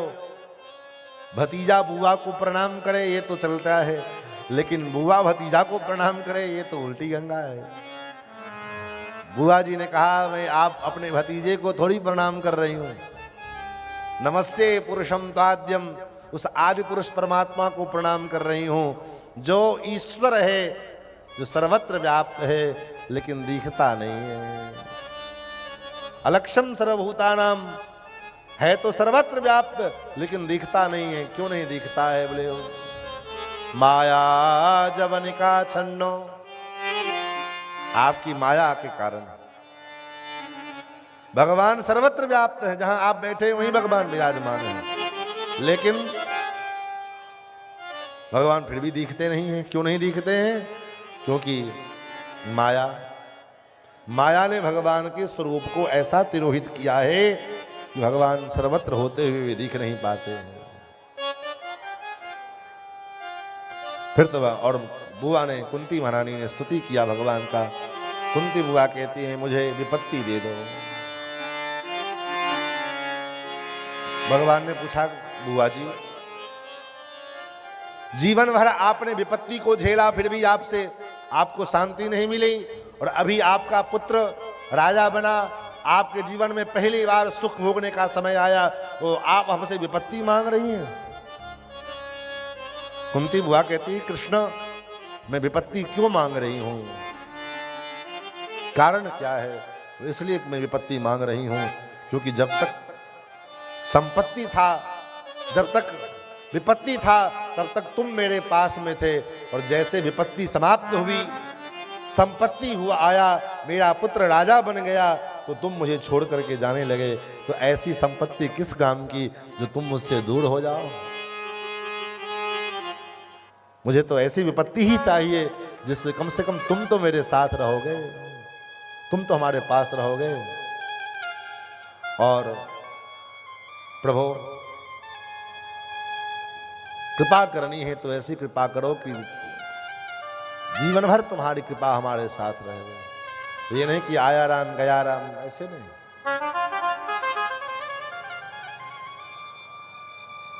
ऐसी कृपा करो कि जीवन भर तुम्हारी कृपा मुझ पर बनी रहे।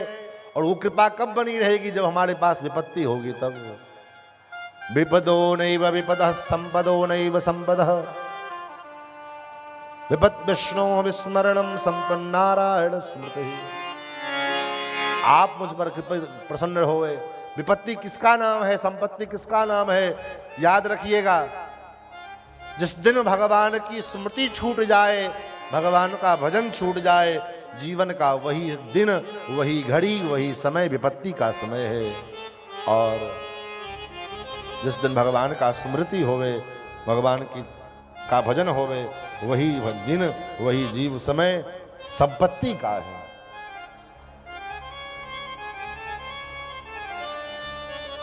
कह हनुमंत विपति प्रभु सोई, कह हनुमंत विपति प्रभु सोई, कह हनुमंत विपति प्रभु सोई, कह हनुमंत विपति कह सोई। जब तब सुमीरन भजन न होई, जब तब सुमीरन भजन न होई, जब तब सुमीरन भजन न होई, जब तब सुमीरन भजन न होई। कह हनुमंत विपति प्रभु सोई, कह हनुमंत विपति प्रभु सोई, विपति प्रभु सोई। कह हनुमंत विपति प्रभु सोई, जब तब सुमिरन भजन न होई। कुंती बुआओं इस प्रकार स्तुति की। आगे भगवान विष्णु पितामह के पास पधारे। विष्णु पितामह बाणों की सैयापड़ में लेटे हुए हैं। शरीर में जितनी रोए हैं उतने बाण पितामह के शरीर में लगे हुए हैं। और पितामह प्रतीक्षा कर रहे हैं। किसकी प्रतीक्षा? बोले उत्तरायण की प्रतीक्षा कर रहे हैं। ये उत्तरायण कौन से उत्तरायण की? सूर्य के उत्तरायण की? बोले नहीं नहीं, तब श्री कृष्ण उत्तरायण की। कृष्ण रूपी जो उत्तरायण है, ऐसे कृष्ण रूपी उत्तरायण की प्रतीक्षा विष्णु पितामह कर रहे हैं।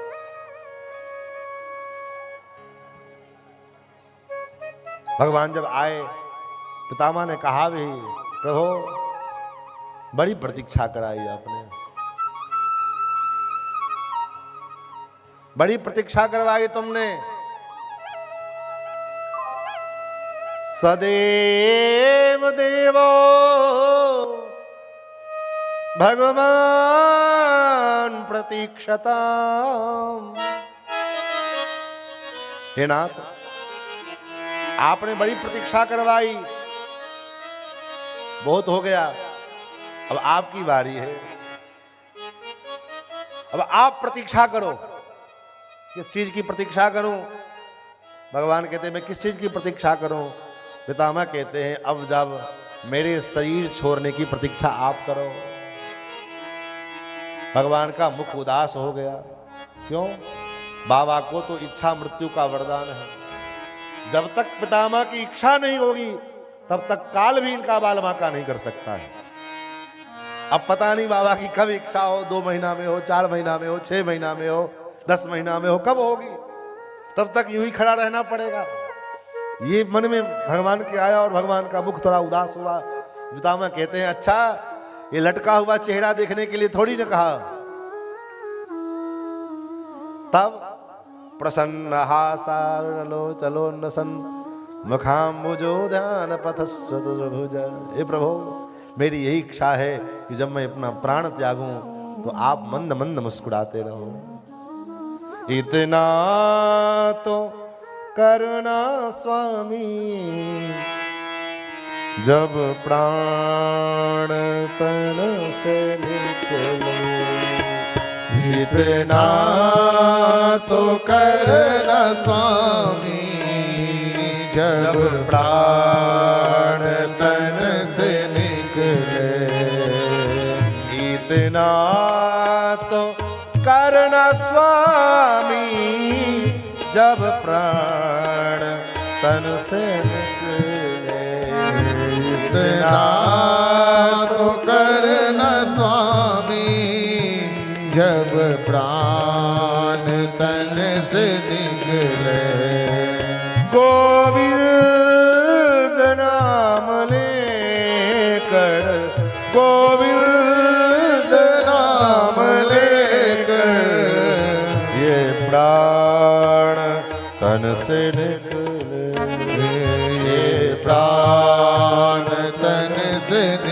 निकले। इतना तो करना स्वामी जब प्राण तन से निकले। इतना तो करना स्वामी जब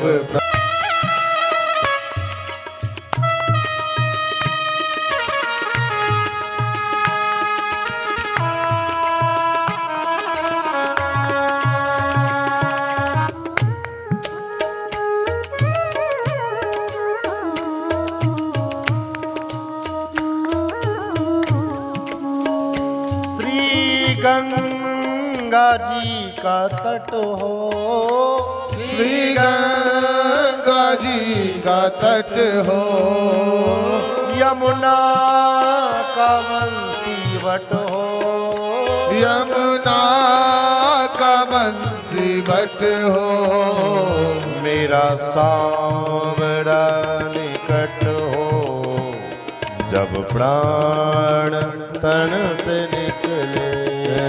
मेरा सांवरा निकट हो जब प्राण तन से निकले। इतना तो करना स्वामी जब प्राण तन से निकले। इतना तो करना स्वामी जब प्राण तन से निकले। जब कंठ प्राण आवे कोई रोग ना सतावे। जब कंठ प्राण आवे कोई रोग ना सतावे। जब प्राण कंठ आवे कोई रोग ना सतावे। जब प्राण कंठ आवे कोई रोग ना सतावे। जब मृत्यु का समय होता है तो मीठी मीठी दाली के साथ कंठ घेर लेते और महाराज वाणी अवरुद्ध हो जाती है। और उतना ही नहीं, जब यम का दर्शन होता है तो आप देखते होइएगा मरने वाला व्यक्ति मलमूत्र तक त्याग देता है। यहां पर मैं पितामह मानो निवेदन करते हैं, प्रभु यम दरस ना दिखावे, यम दरस ना दिखावे। जब प्राण तन से निकले। यम दरस ना दिखावे जब प्राण तन से निकले। इतना तो करना स्वामी जब प्राण तन से निकले। इतना तो करना स्वामी जब प्राण तन से निकले।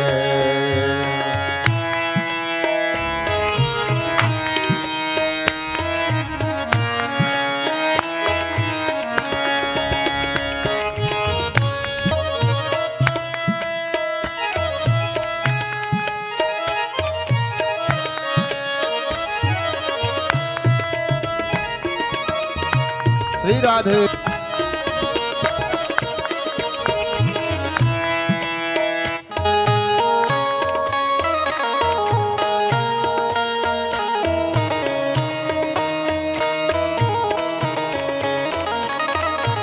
घोर दुख से जब प्राण तन से निकले। बच जाऊं घोर दुख से मेरा प्राण तन से निकले। उस वक्त जल्दी आना नहीं तो भूल जाना। उस वक्त जल्दी आना तुम सब भूल जाना। वक्त जल्दी आना, नहीं श्याम भूल जाना। उस वक्त जल्दी आना, नहीं श्याम भूल जाना। राधे को साथ लाना, राधे को साथ लाना। मुरली की धुन बजाना, मुरली की धुन बजाना। जब प्राण तन से निकले, जब प्राण तन से निकले। इतना तो करना स्वामी, जब प्राण तन से निकले। इतना तो करना स्वामी, जब प्राण तन से निकले। और भक्त कहता है परमात्मा से, प्रभु मैं आपका भक्त हूँ, आपका शरणागत हूँ, मैं आपके शरण में आया हुआ हूँ, तो मैं तो आपको अर्ज कर सकता हूँ, अर्जी लगा सकता हूँ, मर्जी तो आपकी है। लेकिन जैसे मैं आपकी अर्जी करता हूँ, मर्जी आपकी, तो भगवान का भी भक्त के लिए कुछ फर्ज बना है। अगर भगवान अपने भक्त के लिए कोई फर्ज न करे तो फिर कैसा भगवान। प्रभु यह नेक सी अरज है, मानो तो क्या हरज है। यह नेक सी अरज है, मानो तो क्या हरज है। कुछ आपका फर्ज है, कुछ आपका फर्ज है। जब प्राण तन से निकले, जब प्राण तन से निकले। इतना तो करना स्वामी, जब प्राण तन से निकले। इतना तो करना स्वामी, जब प्राण तन से निकले। इतना तो करना स्वामी, जब प्राण तन से निकले। इतना जब प्राण तन से निकले। गोविंद मेरो है, गोपाल मेरो है। गोविंद मेरो है, गोपाल मेरो है। जिनको लगता है कि गोविंद आपके हैं, सभी लोग ताली की सेवा दोनों हाथ ऊपर करके एक बार कहिएगा। गोविंद मेरो है, गोपाल मेरो है। गोविंद मेरो है, गोपाल मेरो है। श्री बांके बिहारी नंदलाल मेरो है। श्री बांके बिहारी नंदलाल मेरो है। गोविंद मेरो है, गोपाल मेरो है। गोविंद मेरो है, गोपाल मेरो है। गोविंद मेरो है, गोपाल मेरो है। गोविंद मेरो है, गोपाल मेरो है। श्री बांके बिहारी नंदलाल मेरो है। श्री बांके बिहारी नंदलाल मेरो है। श्री बांके बिहारी नंदलाल मेरो है। श्री बांके बिहारी नंदलाल मेरो है। श्री बांके बिहारी नंदलाल मेरो है। श्री बांके बिहारी नंदलाल मेरो है। गोविंद मेरो है, गोपाल मेरो है। गोविंद मेरो है, गोपाल मेरो है। मेरो है, गोपाल मेरो है। गोविंद मेरो है, गोपाल मेरो है। एक भी ताली बंद नहीं होनी चाहिए, जो ताली न बजाए वो आके बगल वाले की सौगंध। गोविंद मेरो है, गोपाल मेरो है। गोविंद मेरो है, गोपाल मेरो है। गोविंद मेरो है, गोपाल मेरो है। गोविंद मेरो है, गोपाल मेरो है। श्री बांके बिहारी नंदलाल मेरो है। श्री बांके बिहारी नंदलाल मेरो है। श्री बांके बिहारी नंदलाल मेरो है। श्री बांके बिहारी नंदलाल मेरो है। ओ बांके बिहारी नंदलाल मेरो है। ओ बांके बिहारी नंदलाल मेरो है। ओ बांके बिहारी नंदलाल मेरो है। ओ बांके बिहारी नंदलाल मेरो है। गोविंद मेरो है, गोपाल मेरो है। गोविंद मेरो है, गोपाल मेरो है। मेरो है, गोपाल मेरो है। खाली बस हाथ हिलाने से नहीं काम चलेगा, पीछे कुर्सी पे बैठने से। जो कुर्सी पे बैठे वो भी हाथ हिलाते हुए ताली की सेवा करते हुए भाव से गाइए। दोनों हाथ उठाइए एक बार, पीछे वाले जितने लोग कुर्सी वाले हैं तो हाथ अभी उठा नहीं पूरा, अभी श्री राधे। पूरा हाथ उठाइए। हाथ हमको दिखाई पड़नी चाहिए आपकी, नहीं तो फिर भगवान अगले जन्म में फिर हाथ बिना के कर देंगे। गोविंद मेरो है गोपाल मेरो है, गोविंद मेरो है गोपाल मेरो है, राधा रानी नंदलाल मेरो है, राधा रानी नंदलाल मेरो है। गोविंद मेरो है गोपाल मेरो है, गोविंद मेरो है गोपाल मेरो है, मेरो है गोपाल मेरो है, गोविंद मेरो है गोपाल मेरो है।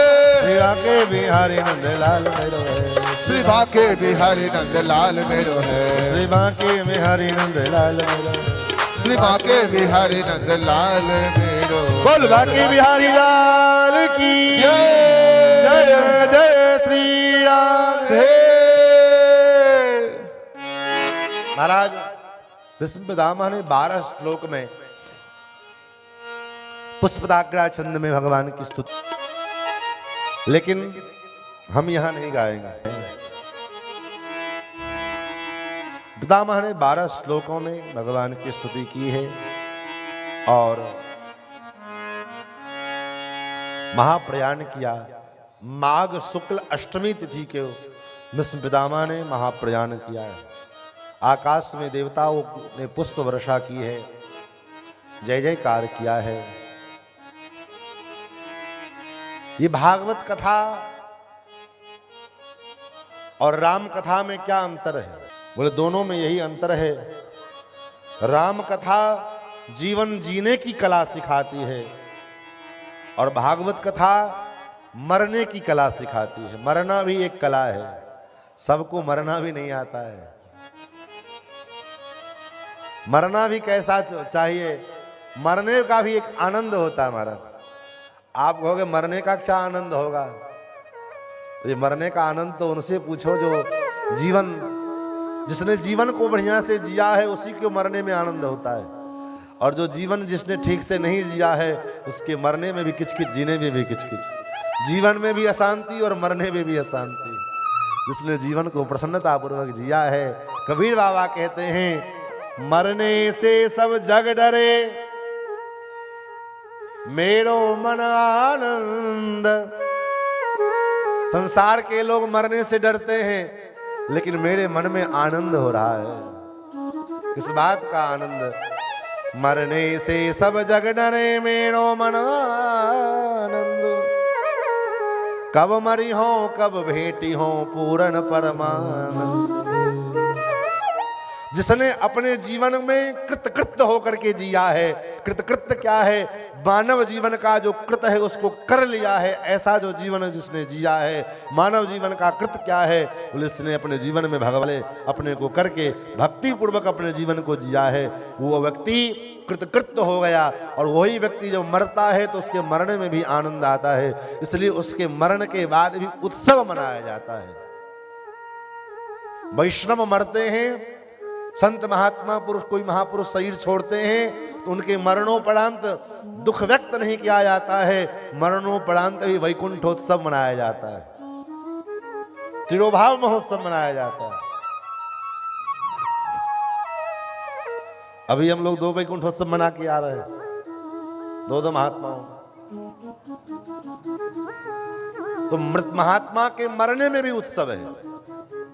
मरता तो संसार के जीव में, मरता तो पशु है। अंतिम में सुखदेव जी ने जब राजा परीक्षित को उपदेश किया, राजन जब चलने लगे सुखदेव जी, तो परीक्षित जी ने कहा गुरुदेव अब आप जाओ, क्योंकि आप जाओगे तो तक्षक नाग आएगा, मुझे काटेगा, मैं मरूंगा। चट से डांट दिया सुखदेव जी, राजन ये 7 दिन क्या कथा सुनी तुमने? ये कथा सुनी क्या तुमने? तम तो राजन मरिष्येति पशु बुद्धि, तुम मरोगे ये पशुओं वाली बुद्धि है, इसको छोड़ो। तम तो राजन मरिष्येति पशु बुद्धि मिमाम जही, मरता पशु है, तुम तो अमर हो महाराज, तुम तो आनंद सिंधु हो, आनंद के खजाना हो तुम क्या मरोगे? महाराज महाप्रयाण किया भीष्म पितामह ने। उसके बाद भगवान द्वारका पधारे। इधर पांडवों को ने कुछ दिन बाद अर्जुन के द्वारा संवाद मिला पांडवों को कि भगवान अपने लीला को पूर्ण करके इस धराधाम को छोड़कर निज धाम चले गए। पांडवों ने भी अपने पौत्र परीक्षित को, जो परीक्षित 16 वर्ष के थे, मात्र 16 वर्ष के परीक्षित को सिंहासन पर बिठा करके और स्वर्गारोहण किया है। और इधर परीक्षित जी राजा बने। जब परीक्षित जी राजा बने तो एक दिन दिग्विजय करने के लिए निकले, अपने प्रजा का हालचाल लेने के लिए निकले और चारों तरफ देख क्या वातावरण है हमारे राज्य का, इसको देखने के लिए निकले। तो देखा कि एक जगह एक काले रंग का व्यक्ति, एक गाय जो एकदम दुबली पतली सी गाय है, और एक 3 पैर से लंगड़ा एक टांग पे खड़ा एक बैल है वृषभ, उसको बड़ी बेरहमी से पीट रहा है, मार रहा है। ये दृश्य देख करके परीक्षित जी को बड़ा क्रोध आया। धनुष बाण निकाला। अरे कौन हो तुम, और ये मेरे राज्य में एक वृषभ के साथ, एक गाय के साथ ऐसा अत्याचार। अपना धनुष बाण लेकर के उस आदमी को मारने चले। वो आदमी पट्ट से परीक्षित जी के चरणों में गिर पड़ा। महाराज मैं आपकी शरणागति करता हूं, रक्षा करो। कौन हो तुम? मैं कलयुग हूं, मैं कलयुग हूं। मेरे राज्य में तुम क्या कर रहे हो? कहां जाएं? सर्वत्र तो आपका ही राज्य है, चक्रवर्ती सम्राट हो आप, कहां जाऊं? एक काम करो, मुझे रहने के लिए कुछ स्थान दे दो जहां मैं रहूं, बस उतने दूर में मैं रहूंगा, उससे बाहर नहीं जाऊंगा। परीक्षित ने कहा ठीक है। 4 स्थान दिया कलयुग को रहने के लिए। वापी वालों, ये चारों स्थान नोट कर लीजिए, और अगर इससे बच जाओगे तो कलयुग का प्रभाव तुमको कुछ नहीं बिगाड़ेगा। कौन कौन सा स्थान? द्यूतम पानम स्त्रियसून यत्रा धर्मश्चतुर्विधा। धर्म अधर्म के जो 4 स्थान हैं। कौन? द्यूतम, जहां जुआ खेले जाते हो, सट्टाबाजी, ये कलयुग के रहने का स्थान है। लेकिन दुर्भाग्य है कि आज इस जुआ को सरकार के द्वारा लाइसेंस दिया जाता है चलाने के लिए। कसीनो क्या है? जुआ कहीं अड्डा तो है, और वो सरकार के द्वारा लाइसेंस दिया जाता है इसको चलाने के लिए। जो कलयुग, जो अधर्म के 4 स्तंभ हैं, वो सरकार के, आज के समय में सरकार के द्वारा अर्थ के वो 4 स्तंभ बन गए हैं हमारे। और उस अर्थ के स्तंभ, ऐसे अर्थ के स्तंभ से अर्थ जब आएगा तो उस अर्थ से अनर्थ नहीं होगा तो क्या होगा? कलयुग के अधर्म के जो 4 स्तंभ हैं, आज भारत के खजाने में, भारत की अर्थव्यवस्था उन्हीं अधर्म के 4 स्तंभ पे टिकी हुई है। हा? भारत की अर्थव्यवस्था वो अधर्म के 4 स्तंभ पे टिकी हुई है। अब विचार करो ये कैसा भारतवर्ष में हम जी रहे हैं, जहां जुआ खेला जाता है वो उधर जगह कलयुग का निवास है। सट्टेबाजी, कसीनो, सबके लिए लाइसेंस मिलते हैं। द्यूतम दूसरा स्थान है। पानम, जहां मदिरा पिया जाता है, शराब पिलता है। शराब का ठेका खोलने के लिए सरकार द्वारा लाइसेंस दिया जाता है। सरकारी देसी शराब की दुकान, बोर्ड लिखा जाता है, सरकारी ठेका है। सरकार के द्वारा ये लाइसेंस, क्यों? क्योंकि सरकार का अर्थव्यवस्था उस पर निर्भर करता है। तीसरा है स्त्रियः सोना, वेश्यावृत्ति। आज बड़े बड़े होटलों में, अरे और होटलों की तो दूर मारो गोली, वेश्यावृत्ति मतलब अंग व्यापार। यही तो हुआ, अपने अंग का व्यापार करना। और पहले तो कोठे पर में अंग व्यापार किया जाता था, लेकिन आज के समय में घर घर में अंग व्यापार चल रहा है। कोई ऐसा घर शायद बचा हो जहां अंग व्यापार ना होता हो। आपको सुन के तो बड़ा कष्ट होता होगा, बड़ा आश्चर्य भी लगता होगा कि महाराज क्या कह रहे हैं। बोले अंग व्यापार का मतलब केवल यही नहीं कि जो केवल सब कपड़े खोल करके और तब जो है नंगा नृत्य किया जाए वही अंग व्यापार है। तब आजकल घर घर में अंग व्यापार चल रहा है। बोले कैसे? बोले सोशल मीडिया ने ऐसा धंधा खोल दिया, हर घर की बहू बेटियां अपने अंग व्यापार में लग गई, अंग प्रदर्शन में लग गई। हम पूछना चाहते हैं कि तुम्हारा कोई व्यापार हो, उस व्यापार से संबंधित तुम अपने व्यापार को आगे बढ़ाने के लिए तुम सोशल मीडिया का प्रचार माध्यम अपनाते हो, उससे तुम्हारा व्यापार आगे बढ़ता है तो चलो ठीक है, लेकिन न तुम कोई बिजनेसमैन हो न कोई व्यापार है तुम्हारा, तो फिर रील बना करके नाच करके दिखाने का इसका मतलब क्या है? इसका मतलब शरीर का व्यापार कर रहे हो तुम।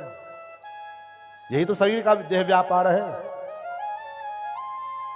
अंतर इतना है कि कोई प्रत्यक्ष पुरुष के सामने अंग व्यापार करती है, कोई अप्रत्यक्ष रूप से तुम अपना अंग व्यापार करती हो, और ये घर घर में घुस चुका है। इसलिए तो वो कलयुग घर घर में बैठा हुआ है।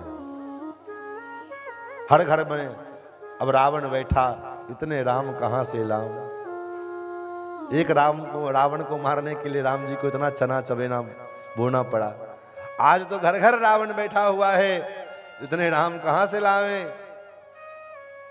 अपने हृदय को ही राम बनाओ, तभी जाकर के हमारा समाज, हमारा परिवार कल्याण होगा।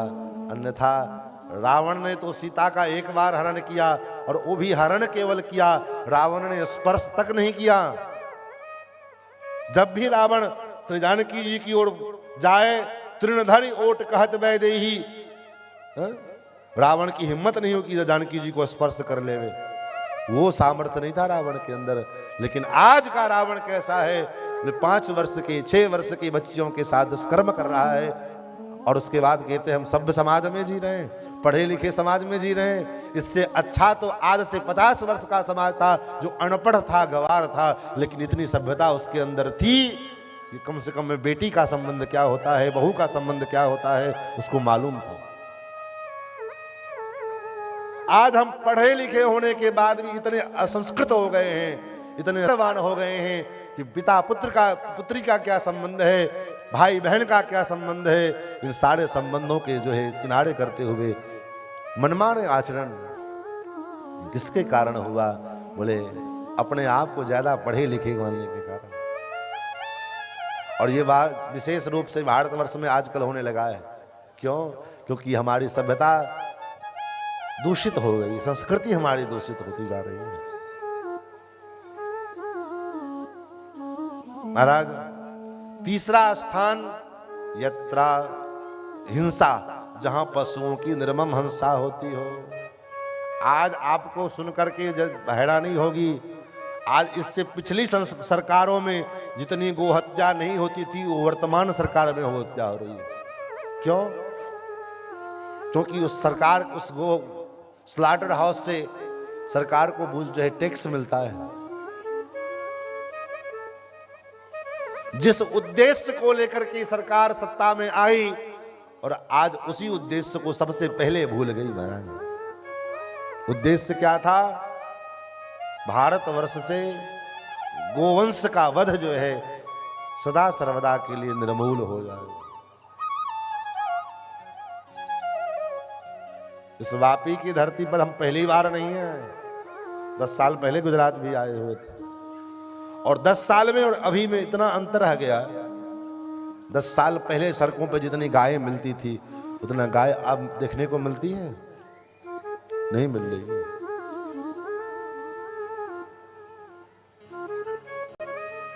क्यों? कहां चली गई सब गायें?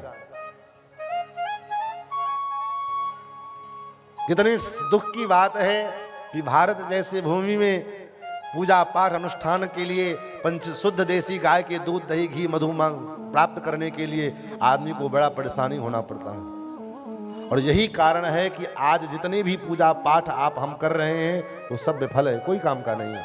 क्यों? क्योंकि न गाय है, न गाय के दूध है, न दही है, न घी है, न मधु। जब कर्ता ही शुद्ध नहीं है, जजमान ही शुद्ध नहीं है, जजमान कोई भी पूजा पाठ करे तो शास्त्र का सिद्धांत कहता है कि पहले पंचगव्य पियो। पंचगव्य प्राशन से तुम्हारा जितना पाप ताप है सब शुद्ध हो जाओगे, पवित्र हो जाओगे, तब तुम जो है कोई यज्ञ में कोई अनुष्ठान में बैठने के अधिकारी बनोगे।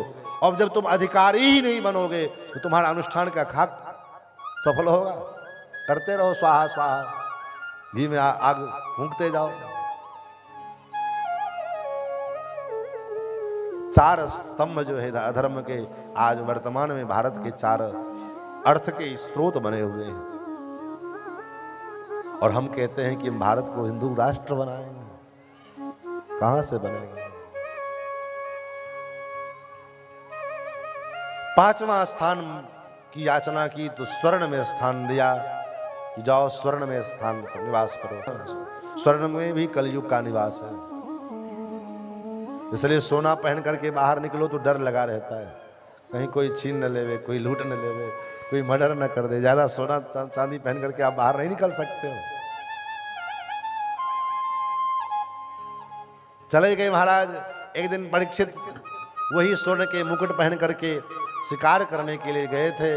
रास्ते में कलयुग को मौका मिल गया, कलयुग मस्तक पर सवार हो गया और परिणाम समीक महर्षि जो ध्यान में मग्न थे उनके गले में सर्प की माला पहना दी। कारण जो भी है उससे चर्चा हम नहीं करेंगे। सर्प की माला पहना दी। समीक महर्षि के पुत्र श्रृंगी ऋषि को पता लगा कि राजा अगर परीक्षित ने मेरे पिता के गले में सर्प की मरे हुए सर्प की माला पहनाई। श्रृंगी ऋषि ने श्राप दे दिया, जिस किसी राजा ने ये कर्म किया है आज के 7वें दिन यही सर्प तक्षक नाग बन करके उसके मृत्यु का कारण बनेगा और वो मरेगा। जैसे श्राप दिया समीक महर्षि के ध्यान टूटे। समीक महर्षि ने कहा, पुत्र ये तुमने क्या किया? तुमको मालूम है किसने किया? बोले नहीं। बोले राजा परीक्षित के द्वारा ये हुआ था। महाराज परीक्षित को पता चलता कलयुग के इस दुष्प्रभाव का, कलयुग को दंड देते, लेकिन अब तुमने उनको मरने पर में मृत्यु को ग्रहण करने पर मजबूर किया है। अब जो है कुछ नहीं होने वाला, अब तो कलयुग का नंगा नृत्य चलेगा। और उसी दिन समीक महर्षि ने श्राप दिया कि ब्राह्मण जब तक उसके अंदर स्वयं की योग्यता नहीं आ जाती, वो तपबल के द्वारा वो सिद्ध ना हो जाए, तब तक कोई ब्राह्मण श्राप देवे चाहे वरदान देवे फलीभूत नहीं हो सकता है। नहीं तो कलयुग में ब्राह्मण अगर श्राप की शक्ति ब्राह्मण के पास होती तो महाराज इधर तो ब्राह्मण श्राप ब्रह्मा जी से बात बात में श्राप हो जाती। लेकिन समीक महर्षि ने कहा जब तक कोई साधन संपन्न भजनानंदी महात्मा कह दिया गया, उनके क्रोध से बचने का प्रयास करना चाहिए। परीक्षित जी को पता लगा 7वें दिन मरने का। तत्काल तुरंत अपने बेटे जन्मेजय को राजगद्दी पर बिठाया और चल दिए भगवान का भजन करने के लिए। यही सिद्धांत है। विचार करिए, राजा परीक्षित को तो 7वें दिन मरने का श्राप लगा, 7 दिन का समय है, लेकिन यहाँ बोले यहाँ तो 1 मिनट का पता नहीं है। 1 मिनट का पता है किसी के पास? अगले मिनट क्या होगा हमारे साथ? लेकिन फिर भी हम सोच रहे हैं अरे हम तो अमर हैं, हम तो बिल्कुल अमृत पी के आए, हमको थोड़ी मरना है। और उसी प्रकार आचरण कर रहे हैं, निश्चिंत होकर के बैठे हैं। महाराज परीक्षित जी गंगा के तट पर में आए और गंगा के तट पर में आकर के गंगा मैया को प्रणाम किया।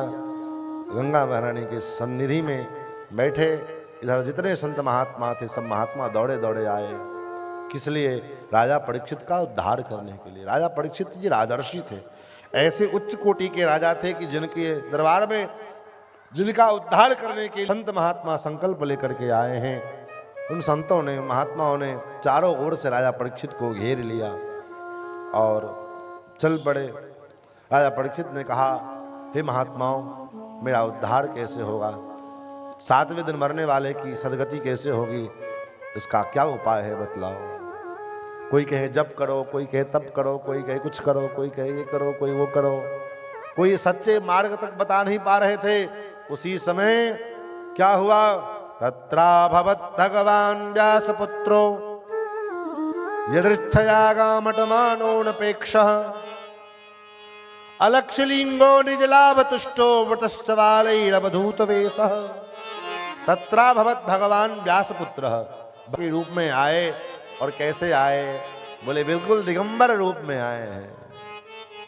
अलमस्त फकीरों की जो मौज है महाराज, कल भी मैंने कहा था, 16 वर्षीय अवस्था है, शरीर पे न एक कपड़ा है, आजान बाहु हैं, पूरे शरीर में भभूत लगा हुआ है, लंबे लंबे बाल कमर तक लटक रहे हैं, दिगंबर स्वरूप है, श्याम वर्ण है, साक्षात नंद नंदन श्याम सुंदर श्री कृष्ण ही सुखदेव जी के रूप में राजा परीक्षित का कल्याण करने के लिए चले आए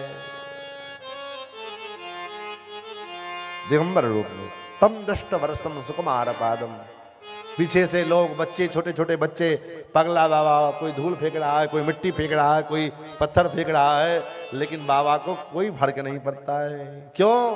क्योंकि बाबा की जो मौज है, कैसी मौज है। एक पंजाबी जो है फकीर का भाव है, फकीर की मौज कैसी होती है महाराज। वाह वाह रे मौज फकीरांदी, वाह रे मौज फकीरांदी, वाह वाह रे मौज फकीर, वाह वाह रे मौज फकीरांदी, वाह वाह रे, वाह वाह रे, वाह वाह रे, वाह वाह रे, वाह वाह रे, वाह वाह रे, वाह वाह रे, वाह वाह रे, वाह वाह रे मौज फकीरांदी, वाह वाह रे मौज फकीरा में। कभी चबाए चना चवेना, चना चवेना, कभी चबाए चना चवेना, कभी चबाए चना चवेना, कभी लपेटा खीरांदी, वाह वाह रे मौज फकीरा में। वाह वाह रे, वाह वाह रे, वाह वाह रे, वाह वाह रे।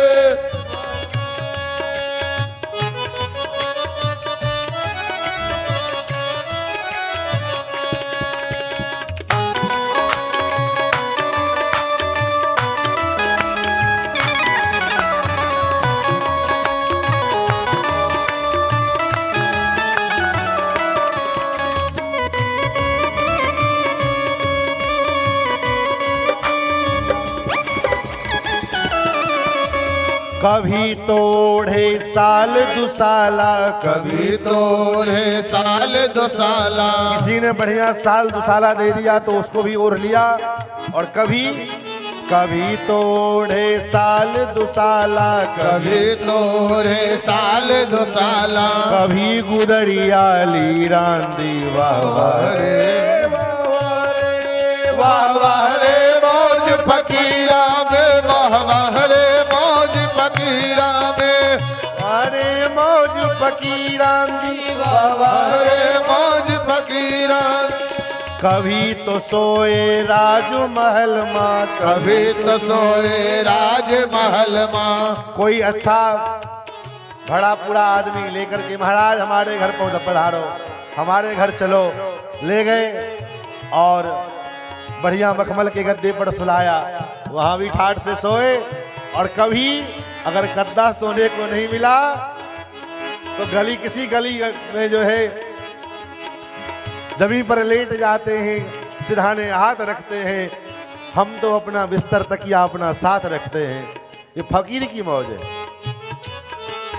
कभी तो सोवे राजमहल माँ, कभी तो सोवे राजमहल माँ, कभी तो सोवे राजमहल माँ, कभी तो सोवे राजमहल माँ, कभी गली अहीरांदी, वाह वाह रे मौज फकीर। वाह रे मौज फकीरा में, वाह वाह रे मौज फकीरा में, वाह वाह रे वाह वाह रे वाह वाह रे वाह वाह रे वाह वाह रे वाह वाह रे वाह वाह रे वाह वाह रे वाह वाह रे मौज फकीरां दी वाह वाह रे मौज फकीरा में, वाह वाह रे मौज फकीरां दी वाह वाह रे मौज फकीरा में, वाह वाह रे मौज फकीरां दी वाह वाह वाह रे मौज फकीरा में।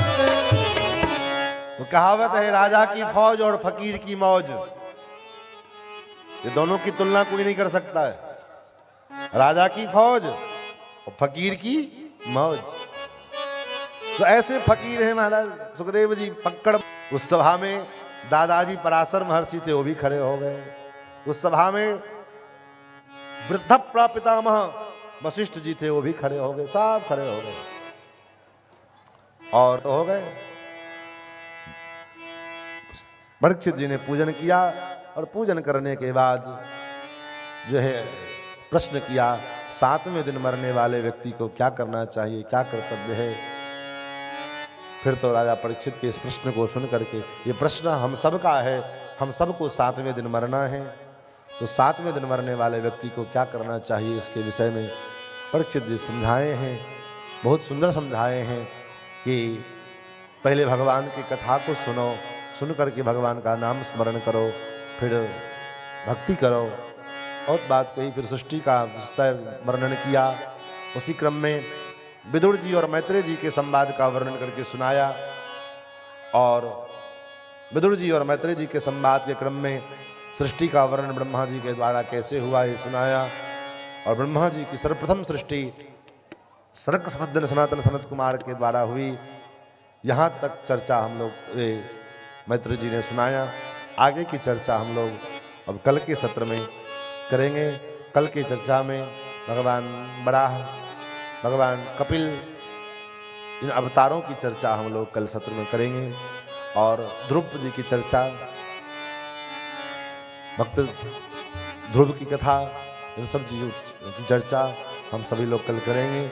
लेकिन कथा का समय अभी हम निवेदन करेंगे कमेटी से कि आप अभी निर्धारित कर दीजिए, कभी 5 बजे, कभी 6 बजे, कभी 7 बजे, तो एक समय निर्धारित रहेगा, तो श्रोता उस समय से पधारेंगे और हम लोग भी उस हिसाब से अपना कथा का तैयारी करेंगे। और कथा के टाइम में आरती अगर हो भी तो मौन रूप से आरती, शॉर्टकट आरती होए, क्योंकि जब कोई विशेष उत्सव हो तो दैनिक दिनचर्या जो है वो कम हो जाती है, ये नियम है। जब कोई विशेष उत्सव चलता है तो दैनिक जो प्रक्रिया है वो कम हो जाता है, और फिर जब कथा पूरी होगी तो दैनिक उत्सव चलता रहेगा। तो इसलिए या तो कथा के समय में आरती का समय चेंज हो जाए, और अगर आरती हो भी तो मौन हो, चुपचाप पुजारी अपना धूप दीप जला करके आरती कर लें, तभी तो संभव हो पाएगी। नहीं तो पता लगा 7 बजे इधर कथा शुरू होगी, 7 बजे कथा आरती शुरू होगी, अब आधा घंटा जो है 7:30 से 10:30, ठीक ठीक